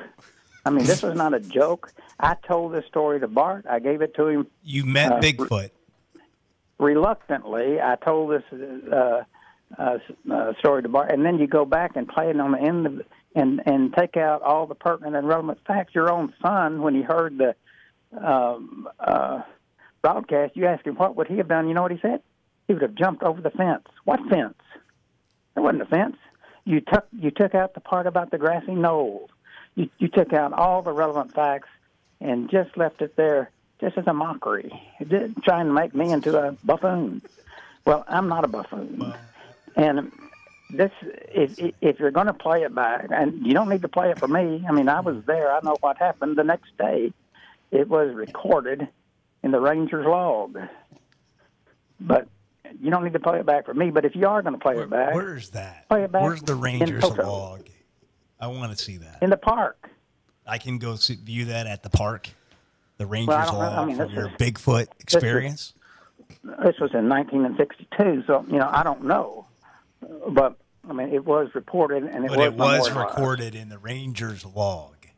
It was memorialized in the Rangers log. That would have been about August the 4th or 5th, 1962. But anyway, that was the second scariest I've ever been in my life, and yet you try to turn it into a mockery. Well, I want to say on behalf of the show, I'm sorry. Like, that should not have happened. Well, I mean, anybody that's seen Bigfoot deserved to have the story told. In toto. In toto. Exactly. As it appears in the Rangers log. Right. Well, anyway, Bo, let me give you my 3 nominees for the Sports Talk Hall of Fame. I would have to go with Joe, just talk with Joe, Michael, and, I guess Eddie. So those are my 3 nominees for the Sports Talk Hall of Fame. Well, Snake, I appreciate that. Thank you.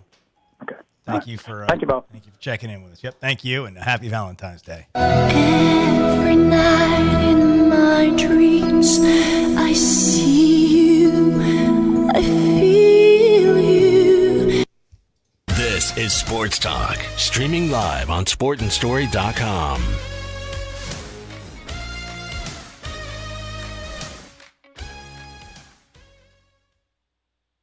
Razorback women's basketball is back inside Bud Walton Arena on Sunday, February 24th at 3 p.m. for a matchup with SEC conference opponent Ole Miss. Tickets are $5 for adults and free for all kids 12 and under.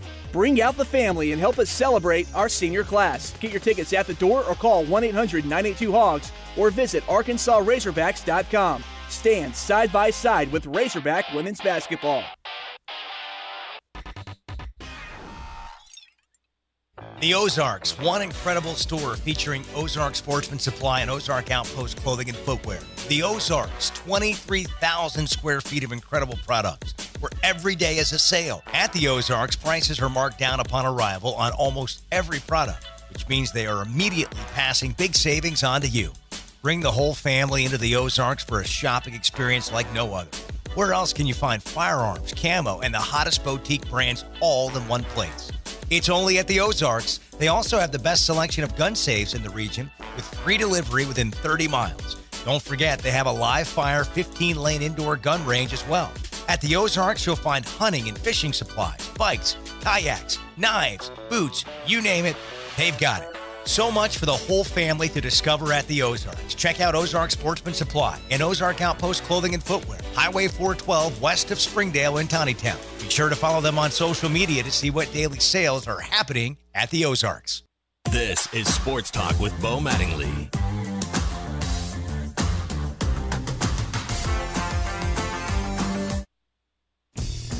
So you felt like it was defensive lapses? I thought defense, but they made shots. I mean, they did. They made some good shots. I thought a couple of times we were up big, and I thought we gambled. We gambled a couple of times, and they made us pay for them, and I thought that just shifted the momentum with about 11, 12, 13 minutes, something like that there. We were right. I mean, we had the game going in the direction we wanted to, and I thought we started gambling. And with the inexperienced team, that's what happens. You start gambling, they make you pay for it, and all of a sudden the momentum kind of shifted, and the game on. And Daniel, he got fouled. He just looked out of sync to me. He got an early foul trouble. What did you think of Daniel? Probably didn't get back in the rhythm. I don't think he got in the rhythm that we needed him to be in. He's got, one of the things we've really done well, we've kind of protected the rim. And I thought that's why even in the first half, we were protecting the rim. We were doing a good job. But in the second half, especially going down the stretch when they made the run, I didn't think we did a very good job. Mike, what did you think of Silva's ability to neutralize Daniel? I think the fouls, and Daniel did a lot of it to himself. I think the help side was pretty good. We knew that. And so we had open shots. You got to make those shots. I mean, he's a good player, but I thought a lot of Dan's was Dan's doing. Mike, you mentioned being a little, the aggression kind of went down, gambled a little bit. But did the aggression go down a little bit in that second half, especially late? I mean, it didn't seem like you were putting quite as much pressure in South Carolina as you had in that first half. Well, I thought they did a good job of attacking us, and I think we probably kind of had some guys that they were a little spent. I thought they were a little spent. Mike, you guys have obviously been on a good roll. Now you got to go to Missouri. I think it's your first back-to-back road, Saturday, Tuesday games. How big a challenge is that? When you got to turn around and go right back on the road after a tough loss? Well, I think, every game you play on the road is going to be a challenge. And in our league is really, really good, and contrary to what everybody thinks, it's a really good league no matter where you play. And so it certainly is a challenge, but it's the next game on our schedule, and we got to get this one out of our system and learn from it and get ready for a Missouri team that we played early in the year. Do you feel good about how you guys have bounced back? What was your message to the guys? Well, I think we got to, again, it got to hurt to midnight, and then we got to have short-term memory, and we got to get ready because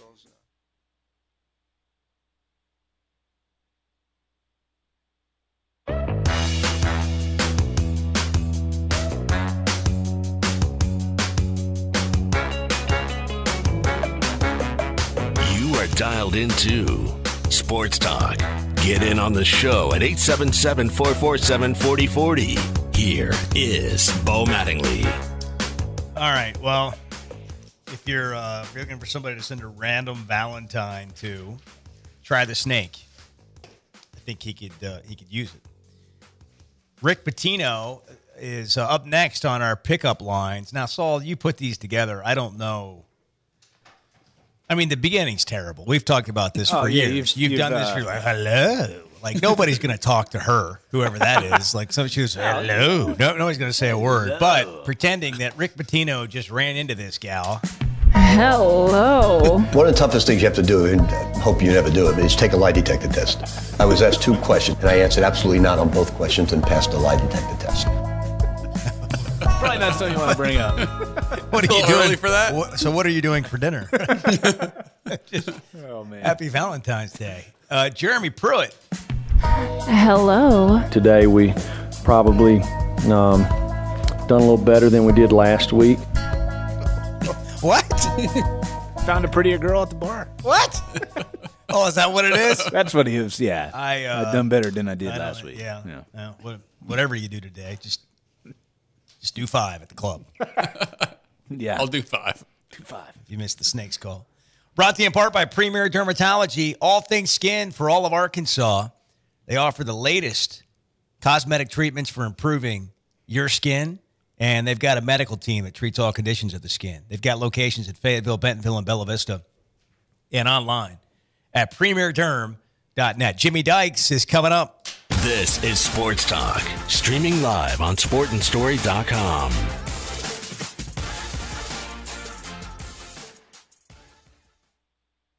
What's your more?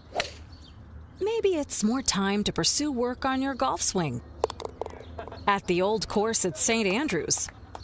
Whatever you'd like more of, Powerball from the Arkansas Scholarship Lottery can turn those dreams into reality. And the next drawing is for more than $240 million. So go to your local lottery retailer and get your ticket to more today. This is winning. Call 1-800-522-4700 for Problem Gambling Helpline. Life is better with basketball. And with First Security, we have the know-how to assist with your needs, plus a local team you could count on. What's your better? Get there with us. First Security. Bank better. FSbank.com, member FDIC, equal housing lender. This is Sports Talk with Bo Mattingly.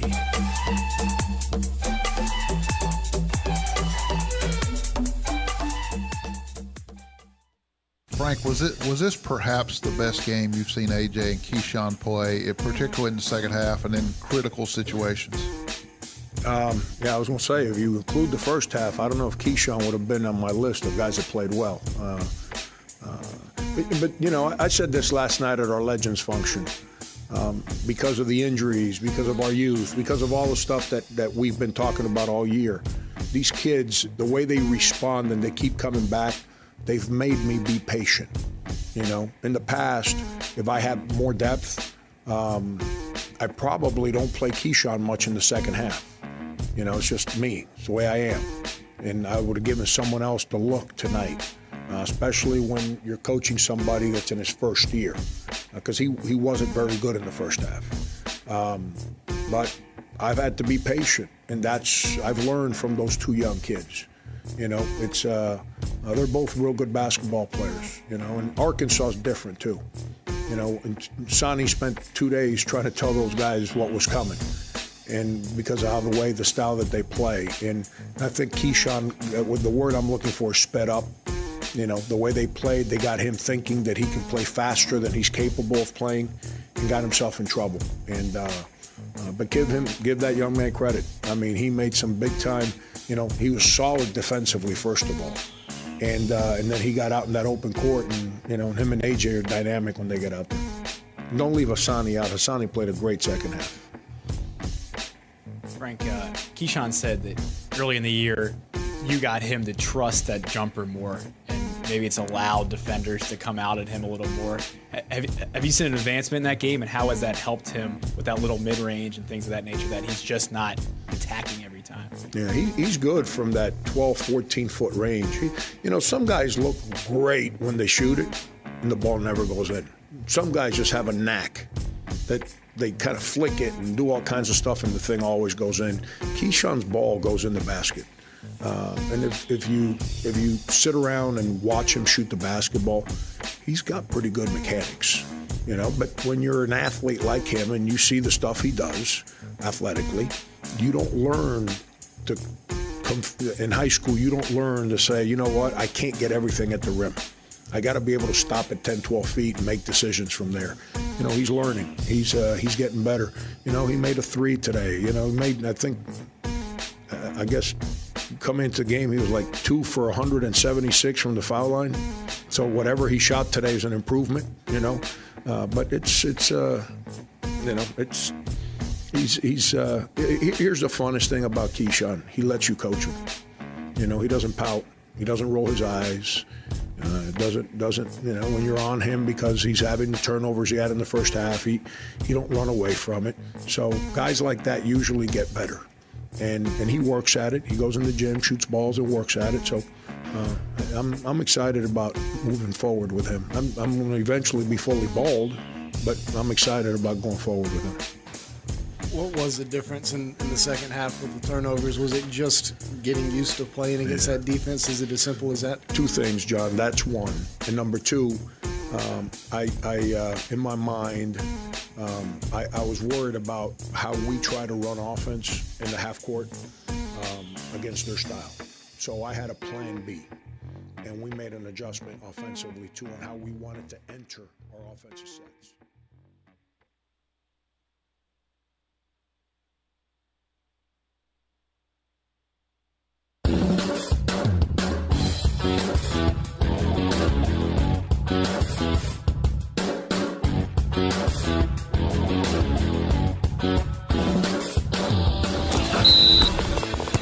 And now, the Ozark Outpost Casual Clothing and Footwear Hog Update. Jay Van Horn impressed with Connor Nolan on the mound, the freshman getting the start on Saturday. If he keeps developing the way I'm seeing him develop over the last 2 months, and you're talking a year down the road, another year after that, I think he will be a very good MLB prospect and has a chance to play for a long time. Nolan's teammates impressed as well, saying he looks like a veteran. I mean, it looks like he's been here for 3 years. He's a junior, like in his draft year.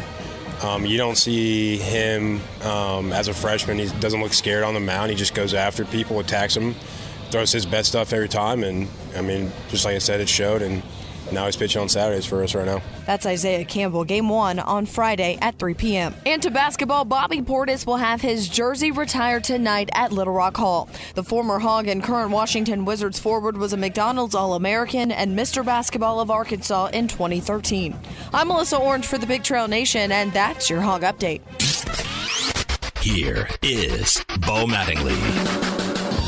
Thanks, Alyssa. The update brought to you by Ozark Sportsman Supply and Outpost Casual Clothing and Footwear. Your go-to store for all work clothes. Carhartt, they're the headquarters. The best selection you're going to find anywhere. They got the best brands in women's and men's clothes. Then walk over to the Ozark Sportsman Supply side and see the best selection of firearms, gun sales, archery, fishing supplies, and a large selection of accessories. The largest you're going to find in the area. It's just Highway 412, barely west of Springdale in Tawnytown, the Ozarks. Jimmy Dykes would have fit right in if he'd been able to take his rental car and just kind of pull into the store. I saw on Twitter that Jimmy landed a very, very street credible vehicle. Jimmy, congratulations on your rental car success. All guests join us on the First Security Bank hotline. Tell us what happened. No one tweeted a better picture of the rental car. I do know that. Which that was a challenge that you posted. No, it was a severe challenge, yeah, and yeah. No one, literally no one even said I'm going to challenge this because it was a brand new 2019 yellow Jeep Rubicon with the big tires, and I was rolling through Charlotte the last 24 hours with that. It wasn't. I parked wherever I wanted. People got out of my way when I wanted to turn. It was a phenomenal 24 awesome. hours. Did you go off the road at all? I thought about it late last night when I left the studio, and somebody said, "Are you going to take the road home or cut through the woods?" Right. But I didn't feel like it wasn't the right thing to do, and I try at the end of the day to do what's right when it's hard to do what's right.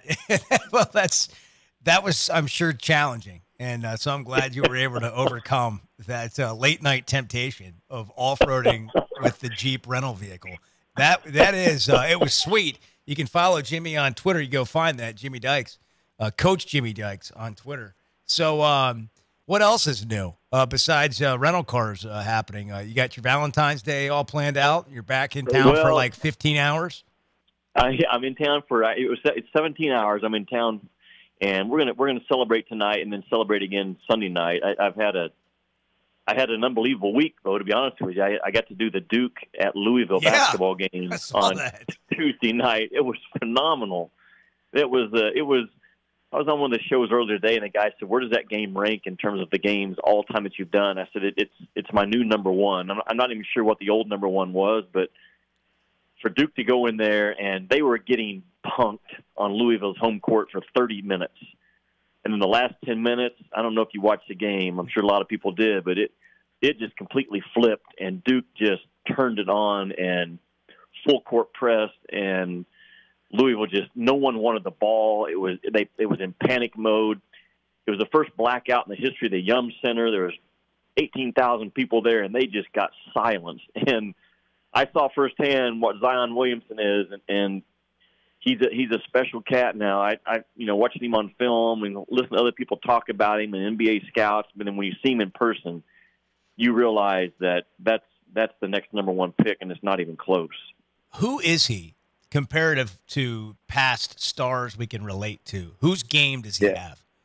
Yeah, he's a bigger version of Corliss Williamson size-wise. He's probably another 20, 25 pounds and another inch taller than Larry Johnson was at UNLV. Grandmama, remember him? Oh, yeah. Who just bullied people, just absolutely bullied people throughout his career. So he's the biggest college basketball player I've ever seen. He literally looks like a NFL all-star, all-pro 10-year defensive lineman, body-wise. I mean, he's legit 6'7", 285, okay? And he handles the ball extremely well. Yeah, extremely well. Right now he's a better defensive player than offensive player, so he's averaging 23 points and 9 rebounds. But I still say he's a better defensive player than offensive rebounder. He was the quickest guy on the floor. So here's a 6'7", 285, quickest guy on the floor, the quickest second jump I've seen in a long time, and literally just a power, forceful kid. And then R.J. Barrett is going to be the second guy taken in the draft. He came alive the last 10 minutes, as did all of them. But I left the building that night still thinking Tennessee's the best overall team. I said it during the broadcast. Of course, Duke fans kind of got after me on Twitter a little bit, like that's going to bother me. It doesn't. Like same as you. Like I got other things in my life to be concerned with, but I really feel that way. Duke has individual better talent at 3 positions, but Tennessee's a better team, and they may not win if they match up. But I just still think Tennessee's the best team we have in college ball right now. Well, and that's a whole other topic that's really interesting to me, just what Tennessee is doing, because in the college basketball world that has been really about getting draft picks and getting young draft picks that are one and done. Tennessee's doing it the other way. And so when you say they're the best team, I think what you mean by that is their togetherness and all the pieces, and everybody knows their role and all of that, right? Absolutely. Yeah, absolutely. They, still he doesn't have a top 100 player on the roster. In terms of their rating coming out of high school, they're all 3-star athletes that have really – he's done a remarkable job, Rick has, Bo, in identifying who fits with him. And I think that's so critical for any company out there. Your choice in marriage, all those things, like who fits best with you, who's going to work with you, who has the same values as you. And those kids now, I'm telling you, they work now. They're low maintenance, high productive group of guys that I've been blessed to send in film sessions with them, and they sit there like it's a staff meeting of a CEO, a bunch of dudes at Walmart. They're making world decisions in terms of how they watch film, the questions they ask, how mature they are. But they can play, man. He's got players. Now, they may lose at Rupp on Saturday because Kentucky is really, really good, although LSU beat them. Kentucky's really, really good. It's at Rupp, game day. Kentucky's stung a little bit from losing to LSU on Tuesday night. But I'm telling you, when that bracket comes out, I don't care what bracket Tennessee's in. I'm going to work my bracket backwards. They're getting to the Final Four, and then I kind of go from there because I just think they're the real deal. And Grant Williams he's a special kid. He's not the explosive athlete that Zion Williamson is from Duke.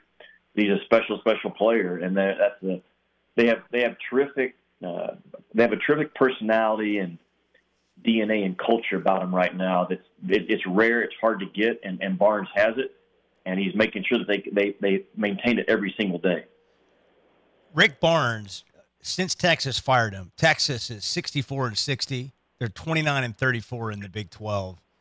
and they've got 2 NCAA appearances, and they have not won an NCAA tournament game. That's how Texas has done since they fired Rick Barnes. He's obviously the head coach at Tennessee now. Did Texas make a mistake, or is it just sometimes you get in a better situation, you get reinvigorated, you get a new start? I mean, things happen. I mean, what's the situation with Rick Barnes? Well, I think they got a little too big for their britches, to be honest with you, because the guy was going to the NCAA tournament every year and was never, ever in question with the NCAA, a program that everyone outside of Texas understood how good of a coach Rick was. And so Texas's loss has been Tennessee's gain. And those two programs have kind of gone opposite directions. I'm a big fan of Shaka Smart. It just hasn't happened for him yet down there. And Rick Barnes has got this thing done in 4 years. Think about it. It's the middle of February, and the number 1 team in the nation is Tennessee. It's not like they got to a hot start 10-0 and it's late November. It's mid-February. So typically the number 1 team in mid-February is Villanova, Kansas, Kentucky, Duke, North Carolina. Not this year. It's Tennessee, and deservedly so. I know their schedule is getting ready to get a lot tougher than it has been, but they're built to handle it. And they could lose 3, maybe 4 games down the stretch here, but they're going to at worst be conference co-champions again. They won it last year with a 13-5 record. I think they go 15-3. They might stumble somewhere else and go 14-4 and be a co-champ with possibly Kentucky, but it's no question Rick Barnes, what he's done at Tennessee. And I was reading today on the plane ride that I believe out of the 14 head coaches in the SEC, he's 12th in terms of what he's getting per year, $2.2 million. And there's a guy that there's an undervalued head coach right there that's in line for a raise. Jimmy Dykes, ESPN, SEC Network college basketball analyst. What can you tell us about Mississippi State? Arkansas hosting the Bulldogs Saturday night at Bud Walton at 7:30. Yeah, it's a big game for Arkansas after their last 2 losses, because now they're back to, I don't know where Lenardi had them today, but they got work to do, and they don't need to beat teams that aren't going to be in the NCAA tournament. They need to beat teams that will be in the NCAA, and Mississippi State will. They've they got really good guards right now. Q Weatherspoon has had an all SEC caliber year. Quindary Weatherspoon, he's a big 6'5", scoring guard. They got one really good freshman, Reggie Perry, who's he'll be a pro someday. I don't know if he'll come out this year, but maybe the following year. He was committed to Arkansas before he flipped to Mississippi State. Yes, yeah, that's the guy. Yes, he's the real deal. He's a big body kid. He's good. He can shoot it. So they're a good team. They have really good pieces. Like, I'm surprised they have 3 or 4 losses already in the league. Maybe more than that. My head's spinning right now, but they're a legit team with good size, and Ben Howland can really coach. They're explosive. That the Peters kid out front, Mar Peters, is.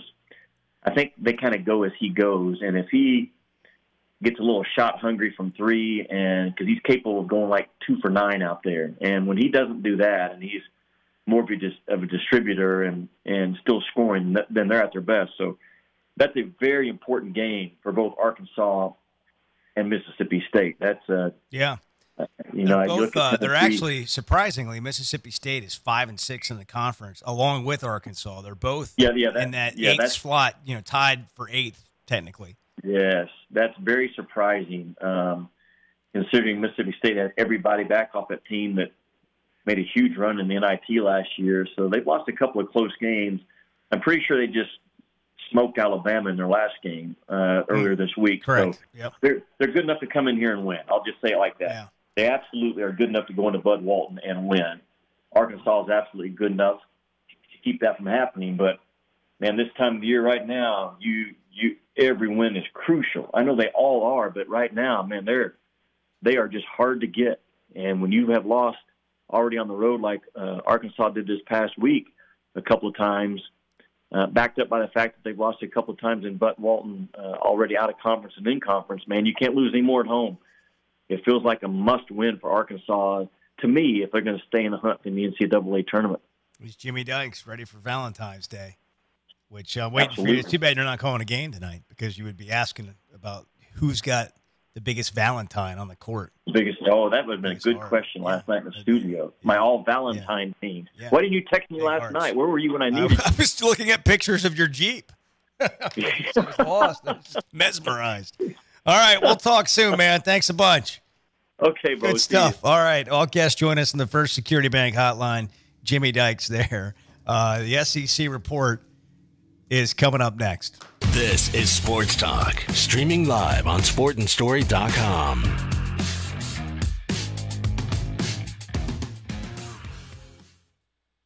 Mike, you mentioned being a little, the aggression kind of went down, gambled a little bit. But did the aggression go down a little bit in that second half, especially late? I mean, it didn't seem like you were putting quite as much pressure in South Carolina as you had in that first half. Well, I thought they did a good job of attacking us, and I think we probably kind of had some guys that they were a little spent. I thought they were a little spent. Like, you guys have obviously been on a good roll. Now you got to go to Missouri. I think it's your first back-to-back road, Saturday, Tuesday games. How big a challenge is that? You know, when you got to turn around and go right back on the road after a tough loss? Well, I think, every game you play on the road is going to be a challenge. And in our league is really, really good, and contrary to what everybody thinks, it's a really good league no matter where you play. And so it certainly is a challenge, but it's the next game on our schedule, and we got to get this one out of our system and learn from it and get ready for a Missouri team that we played early in the year. You feel good about how you guys will bounce back, or what was your message to the guys? Well, I think we got to, again, it got to hurt to midnight, and then we got to have short-term memory. And we got to get ready because Missouri will be ready to play, and we'll be ready to play as well.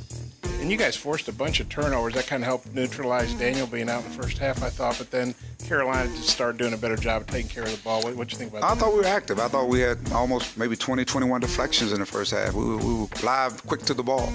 That's why when you say your defensive aggression in the second half, I thought maybe we weren't as quick to those balls. They were getting those balls. And so, again, and a lot of times when you make shots, it gives you a lot more energy. And this time of the year is about the energy, man. Who brings the energy? And they had enough in the tank to finish it out in that last 3 minutes. That's what we saw.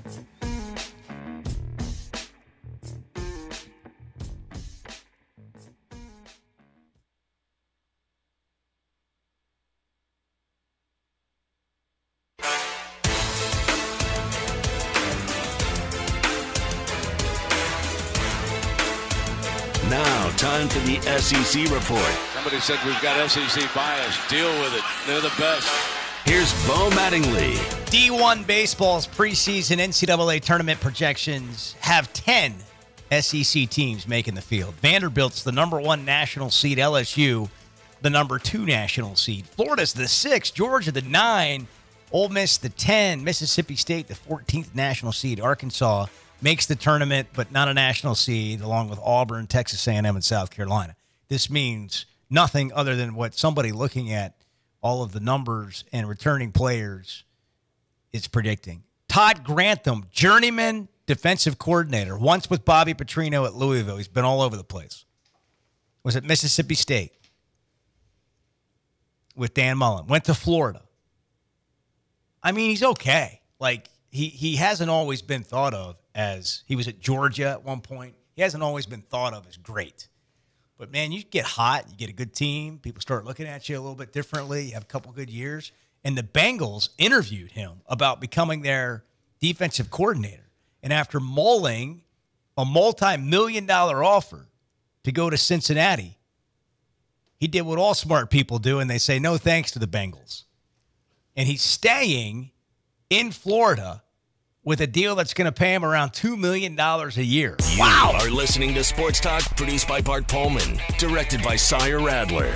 Want the latest commentary, interviews, takes, and phone calls? Anytime, anywhere. Check out Sports Talk Primetime, Arkansas's premier sports talk podcast. Find it on iTunes or online at sportandstory.com. Life is better with football. And with First Security, we have the know-how to tackle your needs, plus a local team you can count on. What's your better? Get there with us. First Security. Bank better. FSbank.com, member FDIC. Equal housing lender. Whether it's commercial or residential, you can count on Pickett Construction to provide quality, cost-effective services. They specialize in commercial buildings and custom homes. And if you're looking for a new home, check out Prairie Meadows Subdivision in Prairie Grove. Pickett Construction's been serving Arkansas since 2002, licensed in 12 different states. Pickett guarantees customer satisfaction, and they have the manpower to handle any job. And in the last 17 years, there's not much they haven't done. Find them online at PickettConstruction.com. You pick it, we'll build it. Lindsay Golf Courses range from 27-hole championship to 9-hole par 3s and are making a presence in affordable country club memberships for both individuals and families. Our challenging courses and extensive amenities are designed to attract golfers of all ability levels and offer recreational and social opportunities for members. Lindsay 18-hole championship golf courses can be found in Northwest Arkansas, Paradise Valley Athletic Club in Fayetteville, and in Rogers at Lost Springs Golf and Athletic Club. Or you can visit lindsaymanagement.com for a complete list of Lindsay golf courses. The Ozarks, one incredible store featuring Ozark Sportsman Supply and Ozark Outpost Clothing and Footwear. The Ozarks, 23,000 square feet of incredible products, where every day is a sale. At the Ozarks, prices are marked down upon arrival on almost every product, which means they are immediately passing big savings on to you. Bring the whole family into the Ozarks for a shopping experience like no other. Where else can you find firearms, camo, and the hottest boutique brands all in one place? It's only at the Ozarks. They also have the best selection of gun safes in the region with free delivery within 30 miles. Don't forget, they have a live fire 15-lane indoor gun range as well. At the Ozarks, you'll find hunting and fishing supplies, bikes, kayaks, knives, boots, you name it, they've got it. So much for the whole family to discover at the Ozarks. Check out Ozark Sportsman Supply and Ozark Outpost Clothing and Footwear, Highway 412 west of Springdale in Tawnytown. Be sure to follow them on social media to see what daily sales are happening at the Ozarks. This is Sports Talk with Bo Mattingly.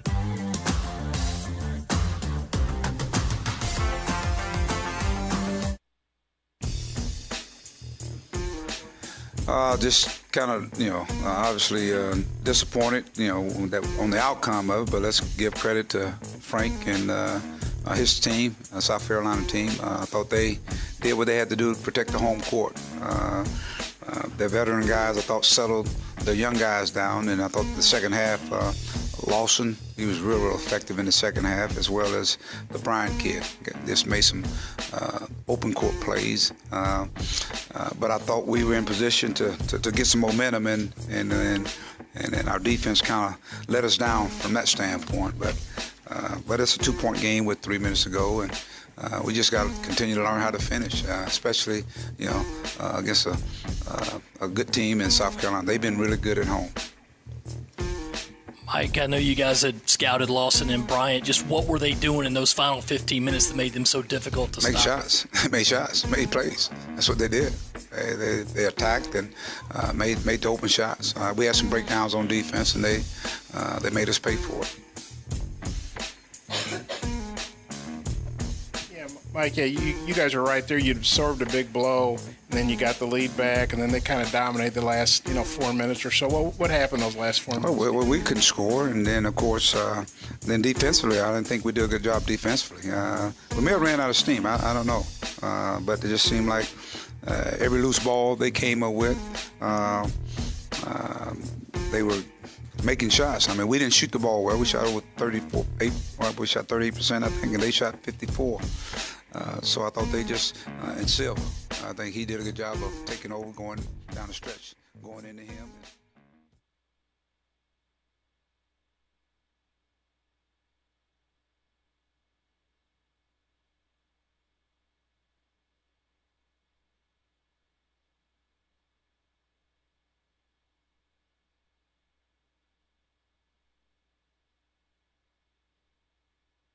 Finishing.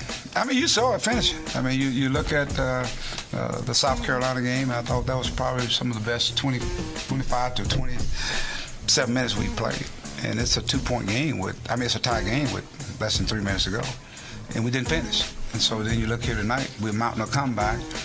And the key is you got to be able to make plays. And we did. Coach, obviously you had a tough loss, but I mean, what does it mean to you to be back at Missouri Arena? You had some really good years here. Oh, it's a place I'm familiar with. When I was here, Missouri they were good to me and my family, and so it's a lot of pleasant memories. Good fans. But now to me, this time of the year, everybody's trying to get games. You're trying to win games and put yourself in position, for the tournament. And so to me, it's the next game on our schedule. We played them early in the year, so. They did what they supposed to do at the home court, and I thought they played. I thought they played well. That's probably one of the better games. I'm sure Cuonzo would say that. Mike, as AJ only had 4 points in the first set, and then he had 13 in the second half. Just what changed with him? Well, I thought they really put people with him. They had attention on him, and then in the second half, I thought the offense was a little more spread, and he was able to get open and knock some shots down. He did, he was curling inside, and they were playing him so hard, and that's what you got to do. You got to come off those screens, you got to curl, try to get to the free throw line, do multiple things. Anything else for Coach? All right, thank you. Okay.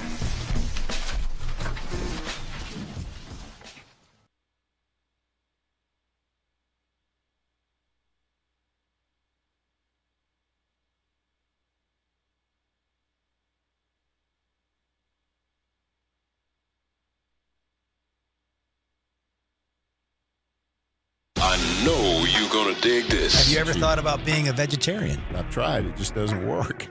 I'm back at McDonald's. I'm driving down the street, and he's like, I'm McDonald's. Is McDonald's it's what? You just go in there. That's the end of the vegetarian diet. This. It's all dope here. Is. Answer me now. No way. Sports Talk. We need a hire. A batter. Coach, jump there. Wow. If I get a request to come on your show, it's drop everything and make it happen at all costs. How about a little decorum in here on a work day? Here is Bo Mattingly. This just came across my timeline. The runner who killed the mountain lion with his bare hands. Do I have your attention yet? Yeah. I'm intrigued. Yeah. The runner who killed the mountain lion with his bare hands last week is Travis Kaufman from Mountain Home, Arkansas. That was tweeted by the managing editor at Channel 4 in Little Rock, Greg Yarborough. I need to know more about this guy. Heck yeah. Who's doing the feature on the runner who killed the mountain lion with his bare hands? Hopefully us at some point. That guy's got a pickup line. He's got an epic pickup line. Yeah. And I killed a mountain lion with my bare. He should be on a Dos Equis commercial. Sawyer has put together some would-be pickup lines from sports personalities. It's got an awful start to it. And it's, I don't know why. Bagging on this start. This is terrible. It's like, hello. I mean, what is that? I've brought this up with you for years. Yes, it's been a point. Like it sounds just terrible. Like it's creepy. Hello. I don't think I could have represented this prison. I don't think any inmate has ever represented it better than I. These aren't like. What is the? Can you tell me what we're doing here on Valentine's Day? What am I playing? You play these. You tell me what to play. What is the idea? I mean, they say pickup lines on them. Yeah, it's not like, a pickup line. Like these guys. Well, they're bad pickup lines. That's what they are. Oh, hello. Heart's beating out of my chest, Chuck. I'm about to let you finish this one off. I'm wore out. Now that one's funny. Okay. Love me some C. Hello. One of the reasons that I love to wear tie-dye shirts is that it doesn't matter what you spill on your shirt. I love voodoo. Hi, my name's Bill Walton. What's yours? I think we got to finish these off for them. Yeah, well. Right? Oh, hello. I thought I was a good guy. I had some problems with fidelity in my life, but I've always been a guy that pretty much got along with everybody. Hi, my name's O.J. Simpson. O.J. Simpson. What's right yours? there. Oh, my gosh. Oh, hello. I eat a lot of vegetables and green vegetable juices, garlic, onion, raw. cabbage, spinach. He hung up. Yeah, Gary Player. Hi, my name's Gary Player. Hello. I do thousands of sit-ups every week, and I still push. Like yesterday, I pushed on a leg bench, a leg squat. I pushed 330 pounds at 82. She had her until he said 82. Hang up. Yes. I do. I think the girl was interested until he mentioned he was 82 years old. The fact that you have him hanging up makes the whole thing. That really does. Props to you on that. Yeah. Which one do you want me to? Any other of these you want me to play? I know you've got. Well, there's one that's kind of a little risky this year. Yeah, I know. I'm not going to play that these one. They're all a little out there. I don't. How's the Lane Kiffin one? I believe it's good from a few years. Yeah, that's one from the past. What does that mean? Well, we've done these this is the third year now. Oh, hello. You don't get what you want, you get what you deserve. I see something really special here. For us to do the impossible, we have to see the invisible. It will not be about talk, all right? There'll be no talk, it'll be about work. All things that you can say to somebody. No, that wouldn't be good. I want to talk to the young women here. I'm going to talk about things I believe and the experiences I shared. And understand this. I've been 21. You've never been 78. Yeah. Lou Holtz. That's one of the top. Happy Valentine's Day. Happy Valentine's Day. From all of us here at Sports Talk. Oh, hello. Well, as you know, I'm not on Snapface and all that, so I don't really get those. But I'm really just worried about getting our team ready to go. I'm not really too worried about what they put on Instant Chat or whatever it is. Instant Chat and Snapface. I don't care. That's classic Bill Belichick. That is just, that might be one of his best lines at a press conference. Yes. That he doesn't care about Snapface or Instant Chat. That's fabulous. I have mentioned this, and I'm going to say it again. I'm waiting for Arkansas's quarterback pickup line. So if the quarterback is how you intrigue a fan base, if you want to call that the pickup line, then I'm still waiting. And I'm wondering when we're going to get this Arkansas quarterback moment of intrigue, because we have yet to see it, and it's the most important part, as Chad Morris has described, of his team and his offense. And Arkansas hasn't had a quarterback, and they haven't had anybody to get us excited about the quarterback position. And that's his position. That's what he's known for, and I'm wondering when it's going to happen for Chad Morris. I kind of feel like maybe some have expected him to go out and land that guy already. Maybe KJ Jefferson will be that guy. And it's not entirely fair to talk about it in these terms because you have to see how guys get on the field and play and develop. But they haven't gone out and recruiting and landed a star quarterback, which is a little surprising to me. It really is. And so now Connor Nolan comes along, and all this talk about how he could be the guy. Connor Nolan just needs a little experience. He could be the guy. Well, it turns out he's a heck of a pitcher, and it sure sounds like Chad Morris realizes he may not have him for much of spring ball, and specifically the red-white game, which doesn't really matter. The red-white game doesn't really matter. I think it's just an indication that he might be much more involved with baseball than football. I asked him, I said, what, your red-white game and all that, I said, what if, because we're at Auburn, I said, what if Connor's right in the middle of this? And he goes, then he won't play in the red-white game. And so I really appreciated that. Yeah, I mean, if the guy's a Saturday starter at Auburn, he's not playing in the red-white game. And guess what? He's not playing in the other scrimmages either. If you're the Saturday starter, and I don't know how much you're practicing football in the spring. So Ben Hicks has come in, and he joins the list of Arkansas quarterbacks: John Stephen Jones, Dalton Hyatt, KJ Jefferson, Jack Lindsey, all on this list of Arkansas quarterbacks who will be out there in the spring. How much will Connor Noland be there? Probably depends on how much baseball he's playing. But it's kind of interesting, too. Like, if you start out as the number 2 or pitcher in the rotation and you're not playing particularly well, does that mean you then start playing more football all of a sudden? Once you have been in that spot, it kind of feels strange if you go over and spend more time on football just because you're not in that spot anymore. And I feel like everyone involved is feeling this out.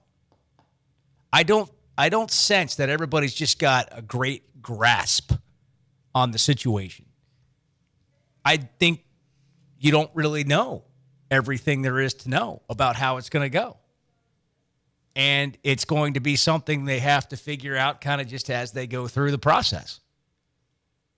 But where I started was Arkansas needs a quarterback. And Arkansas fans are waiting to feel great about that position. And I'm not saying you felt great about Connor Noland yet, but the guy who was sort of the leader going into spring in that competition, who would have been slotted that way as that's the guy to beat. Connor Noland's the guy to beat out. Is probably not going to be there. So you're still waiting for this quarterback moment. Who's going to deliver the quarterback moment? Who will be that guy? When will Chad Morris have that guy? So today, here's news that graduate transfer Nick Starkel, who was at A&M, is going to make an official visit to Arkansas and Florida State. He's going to be a graduate transfer with 2 years of eligibility remaining. He played 5 games as a redshirt sophomore this past season, completed 15 of 22, 169 yards. As a redshirt freshman, he was 123 of 205 passes, 1,793 yards, 14 touchdowns, 6 picks. And Nick Starkel might end up being great at Florida State or at Arkansas, but it feels like the quarterbacks that Arkansas are in on are less than Kelly Bryant. Kelly Bryant was the moment of excitement for Razorback fans, and that's just been it's been interesting to watch. When are they going to get the quarterback, or when is one of these guys on campus going to become the dude? Because at the moment, that's still very much in question and that's important for an offense that is the heart and soul of the team. That is the way a Chad Morris team is designed, and that's how, when he was picked to be the next head coach, we all saw Arkansas advancing and becoming successful was being good on offense, improving and competing by being good on offense. And right now, they're just struggling to find that guy. Brent in Stuttgart, what's going on? Hey, Bo, I'm fascinated by what you're talking about right now, and I want to weigh in on the quarterback situation if I can for a few minutes. Happy Valentine's Day, Brent. Go ahead. Happy Valentine's to you, Bo, Sawyer, and Bart, and everybody else at Sports Talk. Thank you. But Bo, I have to wonder about Connor Noland, how committed he is to football. Because if he was committed and he was the heir apparent to be, I hate to say it, I love baseball, but I'd much rather have the opportunity to be the starting quarterback for the Arkansas Razorbacks versus being the Saturday starter for the Razorbacks is great. But if you're the man on the University of Arkansas football team and you've got a chance to do that for 4 years, that outweighs anything you could possibly do on the what if his long-term future is in baseball? Oh, I agree. I agree with you 112% that is probably his future. But as it looks right now, the starting quarterback for the Razorback football team was handed to Ben Hicks from SMU. That's all I can say. But, I mean, if we can't get a better transfer than Ben Hicks, we are in a world of hurt. I don't care if he knows Chad Morris's system. We should be able to do better than Ben Hicks. Jake Starkel is a better option than Ben Hicks, but we went ahead and jumped on the flavor of the month. And I don't even know. They don't have Nick Starkel, or they don't have anybody else, and they had to get somebody. Well, Bo, that's the story of their life so far. That's my point. Is that it's a struggle. Yes, I mean, look at our recruiting at one point, and I'm not being negative. We were a top 15 or 12 team in the country. We didn't finish as strong as we had thought we were, and we were left holding the bag at number 25 in the country. So I don't take much stock in this staff's ability to close.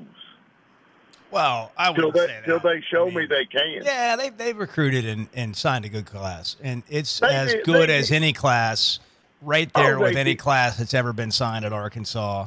They've got a bunch of top 500 players in the country, more than they've ever had before. The same conversation about 4 stars. Now, whether those guys actually perform we'll have to wait and see. But them finishing lower than where they were is as much a result of how recruiting services rank things and how other classes finished. Not that Arkansas lost a bunch of players at the end. I mean, they lost 1 or 2, but a lot of schools do. Right, I agree. I mean, that's just part of it.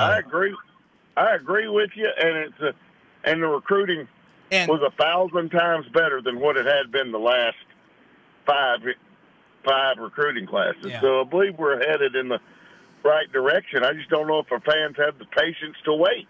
Well, they're just getting started. Brent, thanks for the call. I mean, I hear what you're saying. They're valid concerns, but I do think Chad Morris had a better than good class. I don't know if it's great, but it's a really good class and on paper. And if he does that again next year, they're going to continue to get better. They got to get a quarterback. Now, maybe that guy's on campus. It's just not clear. And that's my point. Is right now it's hard to look at Arkansas's offense and go, man, they're going to be a lot better.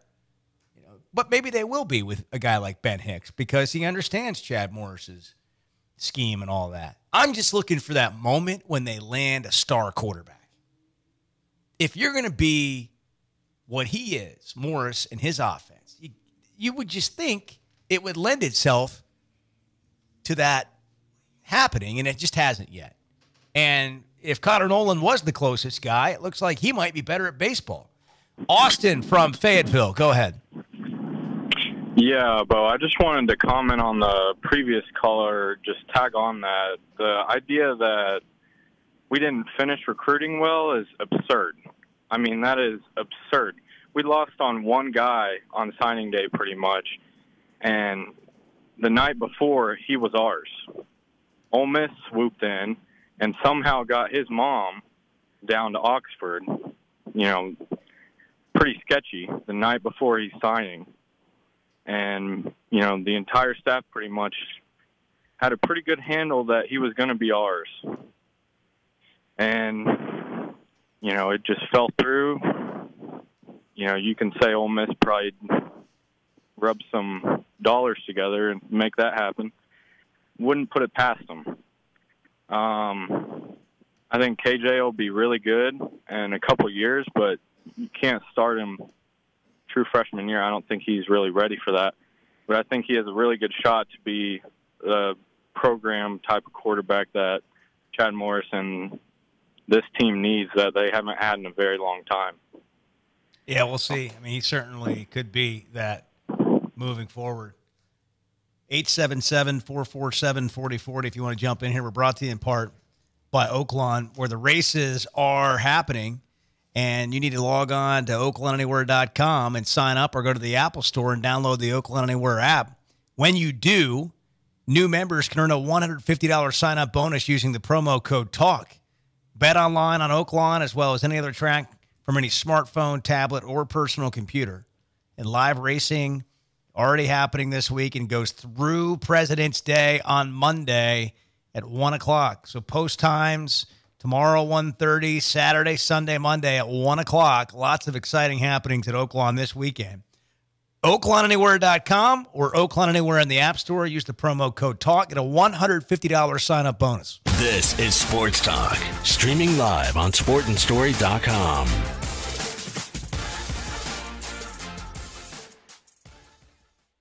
So you hear that the Powerball and Mega Millions jackpots are a chance to win a ridiculous amount of money, and you want to get in on the action.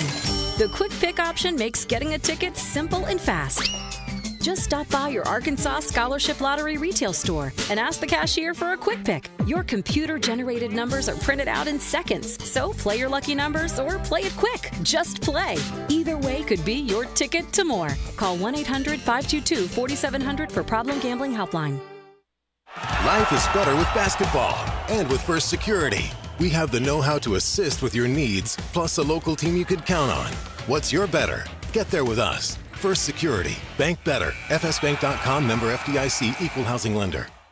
Whether it's commercial or residential, you can count on Pickett Construction to provide quality, cost-effective services. They specialize in commercial buildings and custom homes. And if you're looking for a new home, check out Prairie Meadows Subdivision in Prairie Grove. Pickett Construction's been serving Arkansas since 2002, licensed in 12 different states. Pickett guarantees customer satisfaction, and they have the manpower to handle any job. And in the last 17 years, there's not much they haven't done. Find them online at PickettConstruction.com. You pick it, we'll build it. Lindsay Golf Courses range from 27-hole championship to 9-hole par 3s and are making a presence in affordable country club memberships for both individuals and families. Our challenging courses and extensive amenities are designed to attract golfers of all ability levels and offer recreational and social opportunities for members. In Bryant, Hurricane Golf and Country Club. Benton, Long Hills Golf Club. Conway, Centennial Valley Golf and Country Club. Nutters Chapel Golf and Country Club, and in Little Rock, Eagle Hill Golf and Athletic Club. Lindsay Golf Courses. This is Sports Talk with Bo Mattingly.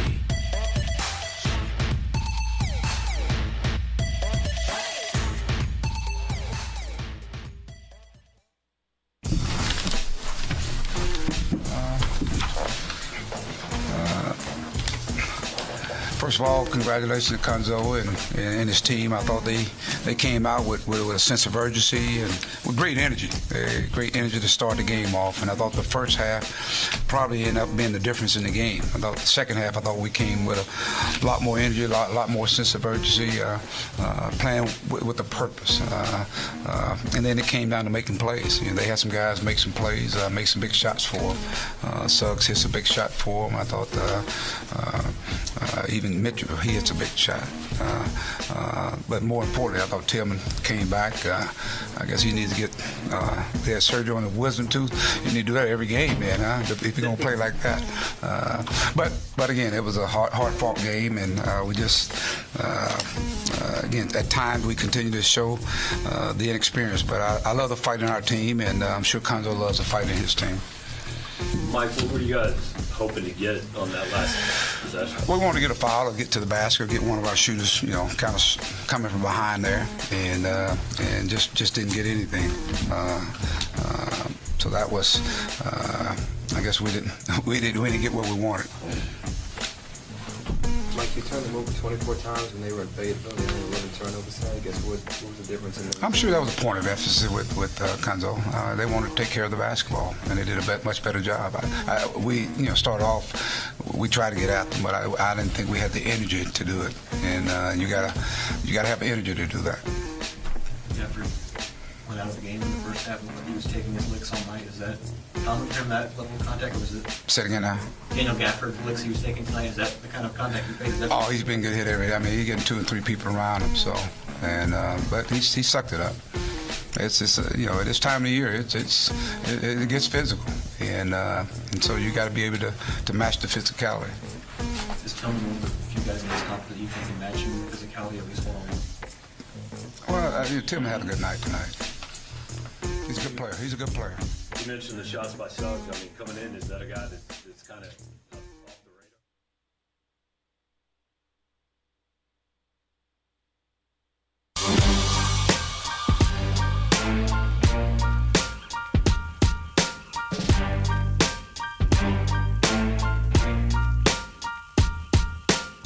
You are dialed into Sports Talk. Get in on the show at 877-447-4040. Here is Bo Mattingly. Dylan's in Alma. Hey, Dylan, welcome to Sports Talk. Hey, how you doing today? Doing great, man. How are you? I'm doing all right. Hey, I got one question about this recruiting, and I know I can be hard-headed sometimes, but I think maybe I might just be missing something. So everybody is talking about how much better Chad Morris's recruiting has been than Brett Bielema's, but I stumbled across this article on hogsports.com, and anyway, it's pretty interesting here. So Brett Bielema averaged a 25.7 nationally ranked recruiting class, and 3 of them were ranked in the top 23. Was ranked 23rd. This is the same class that Chad Morris has now. I'm just trying to figure out, like, is Chad's class just that good, but everybody else is just that much better? Is there something I'm missing here? Yeah. Okay, I mean, a little obviously bit. recruiting goes more than rankings go. Yeah, so but, that you go a little bit. You can go inside of that a little bit deeper. So those numbers are kind of like surface numbers. If you go a little bit deeper, he's got more top 500 players than Bielema ever had, and he's got more 4-stars than Bielema's had. Now, the other problem that Bielema went through is some of these guys, a lot of them really didn't work out. And that's the issue with talking about this at this juncture, because we don't know how these guys are going to play. Now, what happens at Alabama and LSU and Georgia, Auburn, a lot of places, Texas A&M. Well, I won't throw Texas A&M in there, or Auburn really. But the top of the top, what ends up happening is when you get the top, 100 players, 200 players, 300 players in the country, you have less misses because of the level there that you're dealing with. When you drop down a level, you can have more misses. You can also find guys, that are better than you thought they were going to be. And so that's what we don't know about these. But you're right. These classes at Arkansas are almost identical every year when it comes to the final rankings. If it's a decent class, it's always around between 20 and 25. Right. They have a really hard time breaking the 20 barrier. They've never been in the top 10. Do you think Chad's the guy that breaks that, or are we just going to have to start winning some football games? And can he win football games? I think he can. I think he can do both of those things. I was just texting with a friend who I hadn't mentioned this in the quarterback conversation, that, what is Chandler Morris going to decide to do? Is he the savior at quarterback for the future? Even if he's not, do other quarterback prospects wonder about that when looking at Arkansas, like Jacoby Criswell, the dual threat quarterback out of Morrilton in the class of 2020? How do you manage all of that? But the process is you got to keep stacking talent on top of talent. They also had some just deficiencies, like they didn't have an offensive line.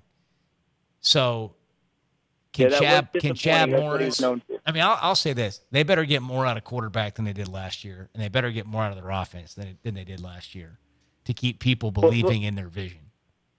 Let me ask you one more question, and I'll hang up and listen.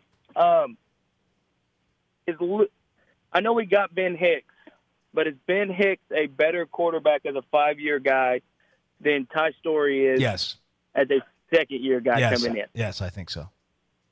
Okay, because Ben Hicks has thrown a lot of interceptions. Yeah. But he had his best year under Chad Morris. Chad Morris knows him. Chad Morris wouldn't have brought him in if he didn't think he was better than Ty Storey. So, therefore, I've got to go with that. I mean, Chad Morris knows the guy. He played for him. Coming up, hey, appreciate the call.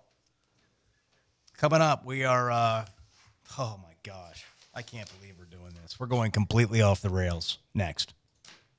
Sports Talk, streaming live on sportandstory.com.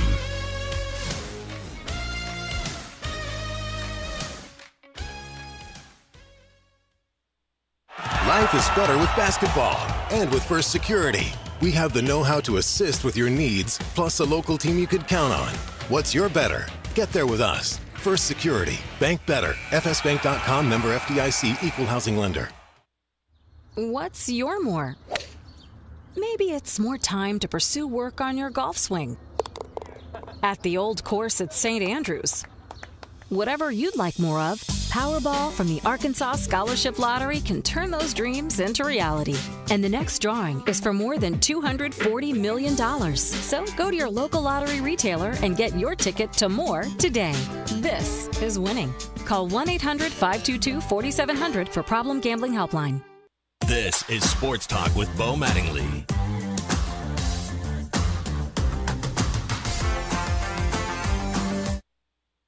Out of the game in the first half, but he was taking his licks all night. Is that common for him, that level of contact, or was it? Say it again now. Daniel Gafford, licks he was taking tonight, is that the kind of contact you're taking? Oh, he's been good hit every day. I mean, he's getting 2 and 3 people around him. So, and but he sucked it up.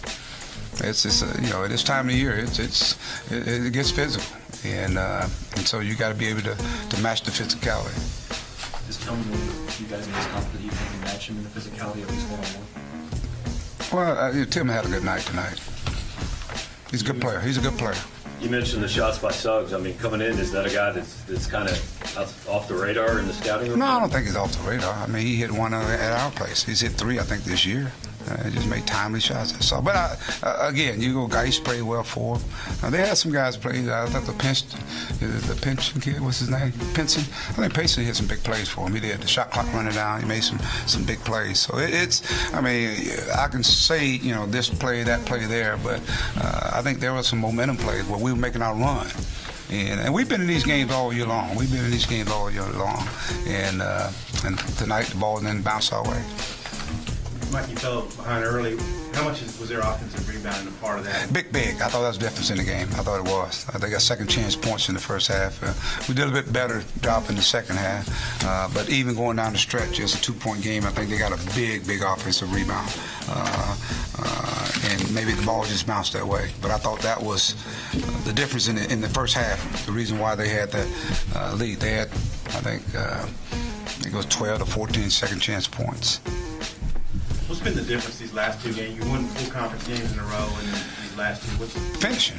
I mean, you saw it finishing. I mean, you look at the South Carolina game. I thought that was probably some of the best 25 to 27 minutes we played, and it's a 2-point game it's a tie game with less than 3 minutes to go, and we didn't finish. And so then you look here tonight, we're mounting a comeback, and the key is you got to be able to make plays, and we did. Coach, obviously you had a tough loss, but what does it mean to you to be back at Missouri? You've had some really good years here.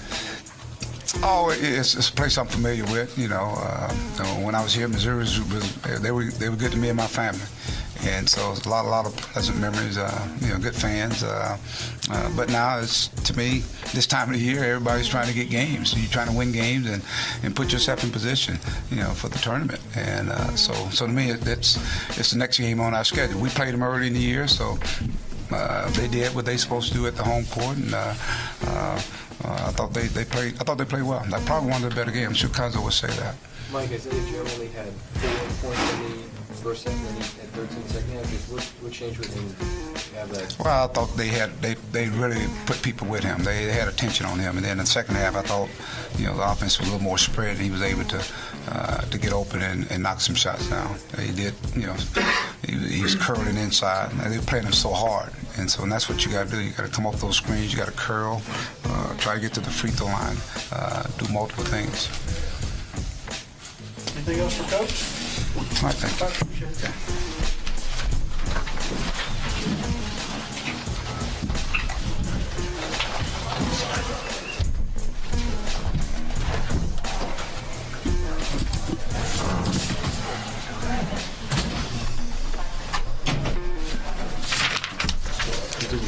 He's a good receiver.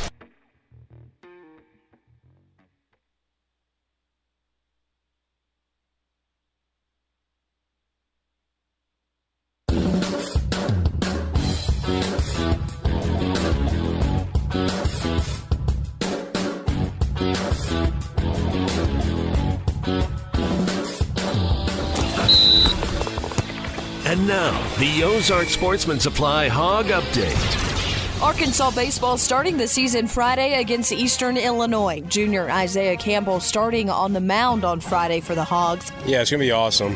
Pitching on Friday nights and on every Friday for Arkansas is a big deal, especially in the SEC, because you're going to have to bring your best every week because the other team's going to be pitching their best, and just pitching in front of this crowd every Friday is going to be awesome. Connor Noland starting on Saturday, impressing his teammates and coaches during the spring to earn the starting role. Honestly, his stuff on the mound is awesome. He came out and he looked like he was an experienced veteran guy.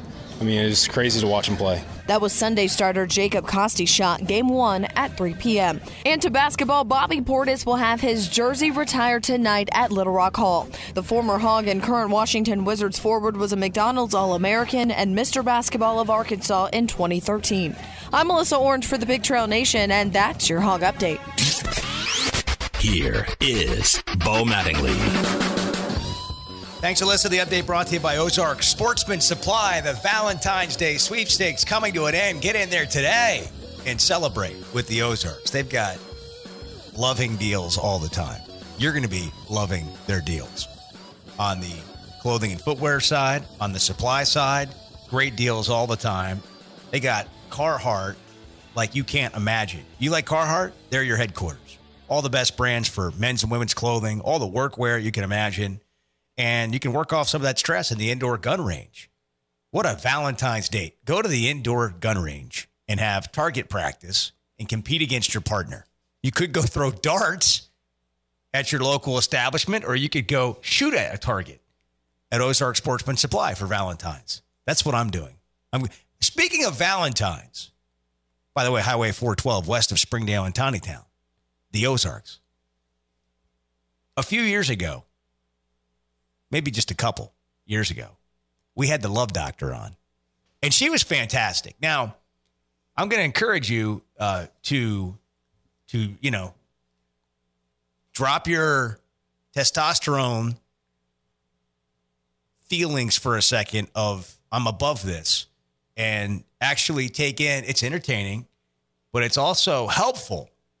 And the Love Doctor made it into the greatest of all time list of Bart and Sawyer. The other one's putting it together. I'm not going to be held responsible for this. On Valentine's Day, we go back. And now, Sports Talk. GOAT. Greatest of all time. Moment in time. So it's Valentine's Day, and we're doing something a little bit different for a sports talk radio show. We have reached out to Dr. Terry Arbach, who is known as a love doctor and goes by the title of America's most trusted relationship expert. She's an author, speaker, therapist, and professor at Oakland University. She's published over 50 articles and authored 6 books. Dr. Arbach, thank you for joining us on Sports Talk today. Oh, thank you for having me. Happy Valentine's Day from the Love Doctor. So where did you get the title The Love Doctor?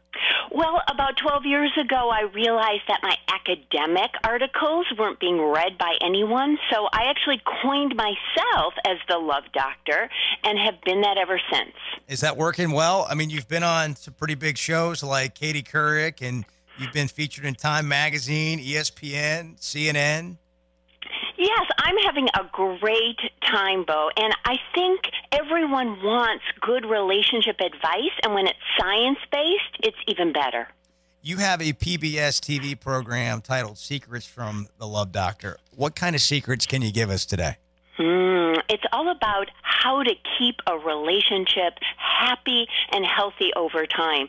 The first thing would be is to really recognize that special someone in your life on Valentine's Day. Don't let the day go without saying something different, something personal, like, I would still choose you if I had to do it all over again, or I love you more now than I did when we first met. Make sure that special someone knows that they're valued and cared for. So I've got a lot of guys that listen to the show, and they're probably thinking, I've already screwed this up. I've missed it. I forgot to do this. My wife told me it wasn't important. I listened to her. What do I do now? Is it as simple as a text or a phone call or something that's a pleasant surprise? I would definitely go out and buy a card or make one on your computer and print it off, and then take a pen and write one of these phrases like, I would still choose you if I had to do it all over again, or you make my life wonderful, I care about you, you're special. Don't just sign your name. Write something that's personal that says, I took a few minutes to remember you in my life. 5 simple steps to take your marriage from good to great. You wrote the book. And you mentioned science earlier. What are some what you would call facts that we just have to address? Well, we need to recognize every single day our partner. I've been following these couples now for 3 decades, and one of the things I know is that when we wake up and we say something or we do a small act of kindness for our partner every single day, we turn on the coffee pot because we know our partner needs caffeine, we send them a text, we do something that recognizes them, that leads to happiness. Second, boredom eats away at happiness in a relationship. So we all love routine. We love to do the same date nights, like go out for dinner and a movie or whatever we do again and again. But we need to spice things up a little bit, Bo. We need to do something different. So newness or novelty, mystery, surprise adds the passion back to our relationship. And remember, passion declines, so you need to do those extra somethings all the time to ignite the passion and excitement. We're talking with the Love Doctor, Dr. Terry Orbach. And Terry, I got to tell you, married people, we're tired. We get home from work. We can't think creatively. We don't know what to do. It's date night again. Where are we going? We're going to the same places. How do you change that?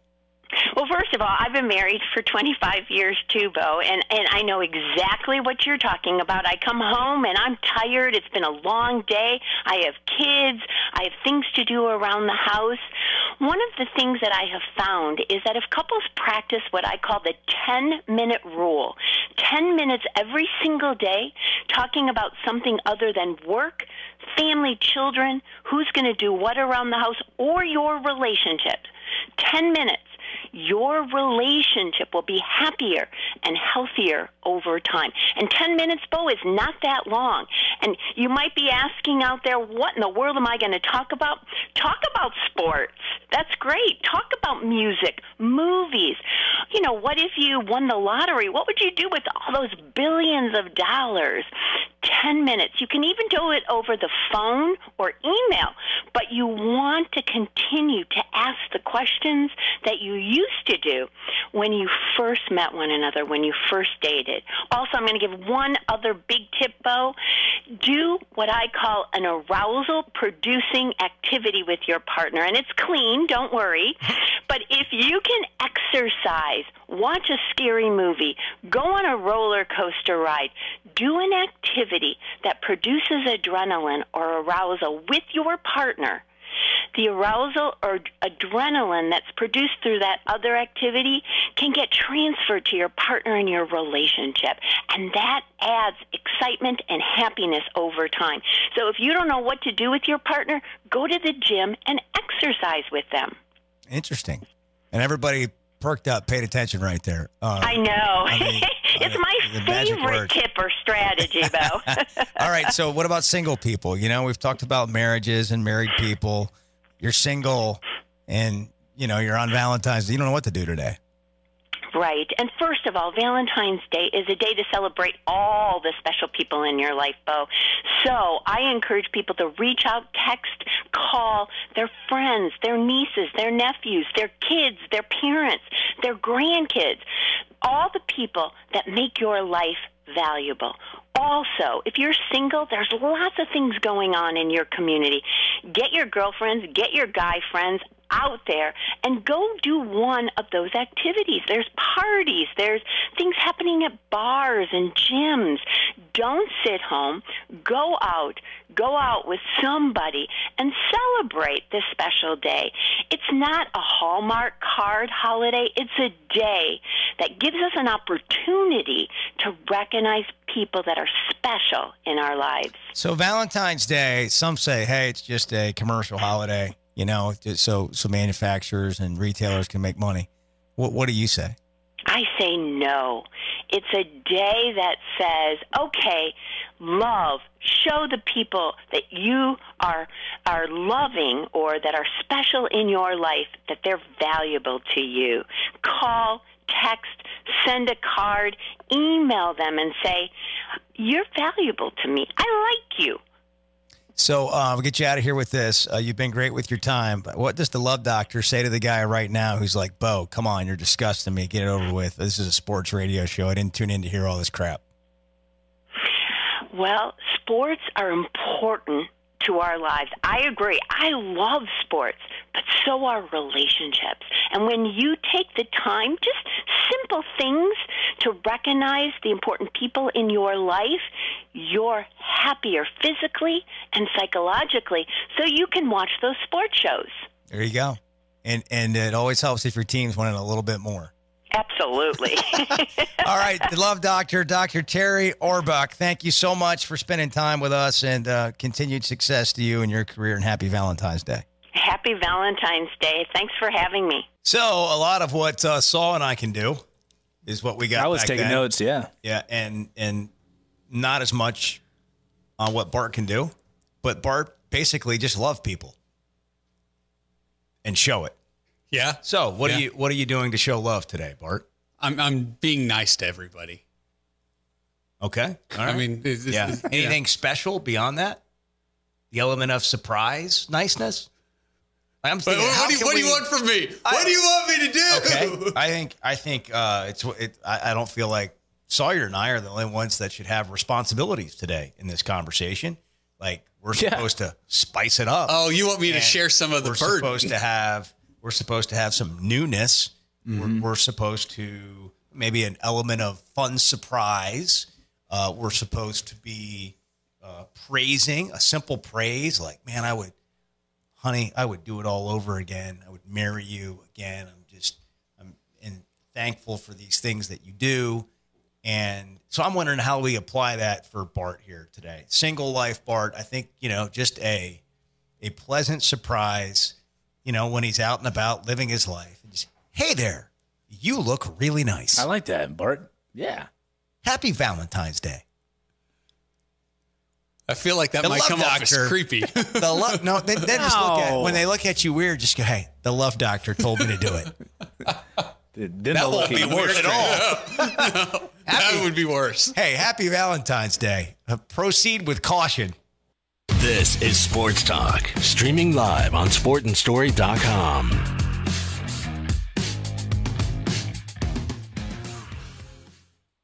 Life is better with football. And with First Security, we have the know-how to tackle your needs, plus a local team you can count on. What's your better? Get there with us. First Security. Bank better. FSbank.com, member FDIC. Equal housing lender.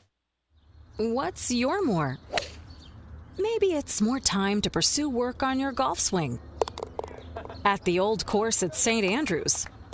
Whatever you'd like more of, Powerball from the Arkansas Scholarship Lottery can turn those dreams into reality. And the next drawing is for more than $240 million. So go to your local lottery retailer and get your ticket to more today. This is winning. Call 1-800-522-4700 for Problem Gambling Helpline. Whether it's commercial or residential, you can count on Pickett Construction to provide quality, cost-effective services. They specialize in commercial buildings and custom homes. And if you're looking for a new home, check out Prairie Meadows Subdivision in Prairie Grove. Pickett Construction's been serving Arkansas since 2002. Licensed in 12 different states, Pickett guarantees customer satisfaction, and they have the manpower to handle any job. And in the last 17 years, there's not much they haven't done. Find them online at PickettConstruction.com. You pick it, we'll build it. The Ozarks, one incredible store featuring Ozark Sportsman Supply and Ozark Outpost Clothing and Footwear. The Ozarks, 23,000 square feet of incredible products, where every day is a sale. At the Ozarks, prices are marked down upon arrival on almost every product, which means they are immediately passing big savings on to you. Bring the whole family into the Ozarks for a shopping experience like no other. Where else can you find firearms, camo, and the hottest boutique brands all in one place? It's only at the Ozarks. They also have the best selection of gun safes in the region with free delivery within 30 miles. Don't forget, they have a live fire 15-lane indoor gun range as well. At the Ozarks, you'll find hunting and fishing supplies, bikes, kayaks, knives, boots, you name it, they've got it. So much for the whole family to discover at the Ozarks. Check out Ozark Sportsman Supply and Ozark Outpost Clothing and Footwear, Highway 412 west of Springdale in Tawnytown. Be sure to follow them on social media to see what daily sales are happening at the Ozarks. This is Sports Talk with Bo Mattingly.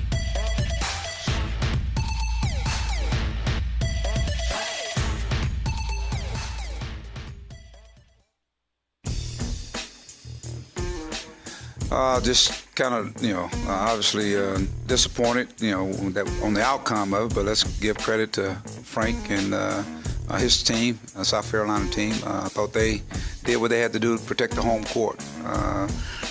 Their veteran guys, I thought, settled the young guys down, and I thought the second half, Lawson, he was real effective in the second half, as well as the Bryant kid. Just made some open court plays. But I thought we were in position to get some momentum, and our defense kind of let us down from that standpoint. But it's a 2-point game with 3 minutes to go, and we just got to continue to learn how to finish, especially against a good team in South Carolina. They've been really good at home. Mike, I know you guys had scouted Lawson and Bryant. Just what were they doing in those final 15 minutes that made them so difficult to stop? Made shots, made plays. That's what they did. They attacked and made the open shots. We had some breakdowns on defense, and they made us pay for it. Mike, you guys are right there. You absorbed a big blow, and then you got the lead back, and then they kind of dominated the last 4 minutes or so. What happened those last 4 minutes? Well, we couldn't score, and then, of course, then defensively, I didn't think we did a good job defensively. We may have ran out of steam. I don't know. But it just seemed like every loose ball they came up with,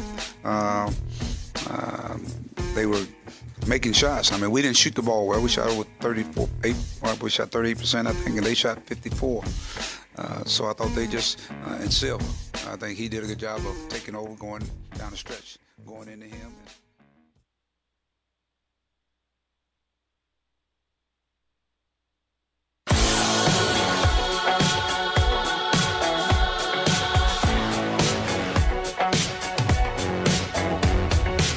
You are dialed into Sports Talk. Get in on the show at 877-447-4040. Here is Bo Mattingly. Rick Pitino coaches a team called Panathinaikos. Panathinaikos. Same thing. In the Greek League. Close enough. Yep. It's right next to the Euros. And he was playing Olympiakos. Right next to the chicken pita. And so this team that Bart just mentioned quit at halftime. Yeah, they quit. They were getting hammered. Getting beat and then getting just beat. like I don't know. Maybe they were getting hammered in the locker room. But they were getting beat badly. And so they just quit at halftime. Yep. And Rick Pitino talked after the game. I have great respect for the players of Olympiakos. I have great respect for the coach. I don't hate them like the fans. So I have respect, and I have respect for the game. So this was very disappointing for me as a coach of 42 years to see this. I don't like it. I'll say this. We're all Greeks. This is Greek to you? No, we're all Greeks. We're all Greek people. What is this talk? What was going on there? I don't know. This is Greek to me. No, I'm saying I'm Greek. You're Greek. We're all Greek. Let's enjoy a Greek salad together. Yes, Greek salad. I have great respect. You're listening to Sports Talk, produced by Bart Pullman, directed by Sire Radler. Want the latest commentary, interviews, takes, and phone calls? Anytime, anywhere. Check out Sports Talk Primetime, Arkansas's premier sports talk podcast. Find it on iTunes or online at sportsandstory.com. Life is better with basketball. And with First Security, we have the know-how to assist with your needs, plus a local team you could count on. What's your better? Get there with us. First Security. Bank better. FSbank.com, member FDIC, equal housing lender. Guys, have you noticed lack of energy, motivation, and drive? It could be low T or something else like sleep apnea or even low thyroid. It starts with a quick and easy health assessment to better understand your health. And now they treat more than just low T, including sleep apnea, low thyroid, and more. And it's covered by most health insurance. So if you've been feeling tired and grumpy, have noticed a weight gain or loss of muscle mass, call 479-439-9485 or go to lowtcenter.com. Low T Center, reinventing men's healthcare. Whether it's commercial or residential, you can count on Pickett Construction to provide quality, cost-effective services. They specialize in commercial buildings and custom homes. And if you're looking for a new home, check out Prairie Meadows Subdivision in Prairie Grove. Pickett Construction's been serving Arkansas since 2002, licensed in 12 different states. Pickett guarantees customer satisfaction, and they have the manpower to handle any job. And in the last 17 years, there's not much they haven't done. Find them online at PickettConstruction.com. You pick it, we'll build it. Do you enjoy golf? Come live at a Links apartment community and love where you live and play. You get free golf privileges, a resort-style pool, great fitness center, and a whole lot more. Our 9-hole courses offer you challenging and quality golf right outside your front door. All that you need and want, we have. View rates, photos, and apply online today. Or check out a complete list of locations by visiting lindsaymanagement.com. That's lindsaymanagement.com.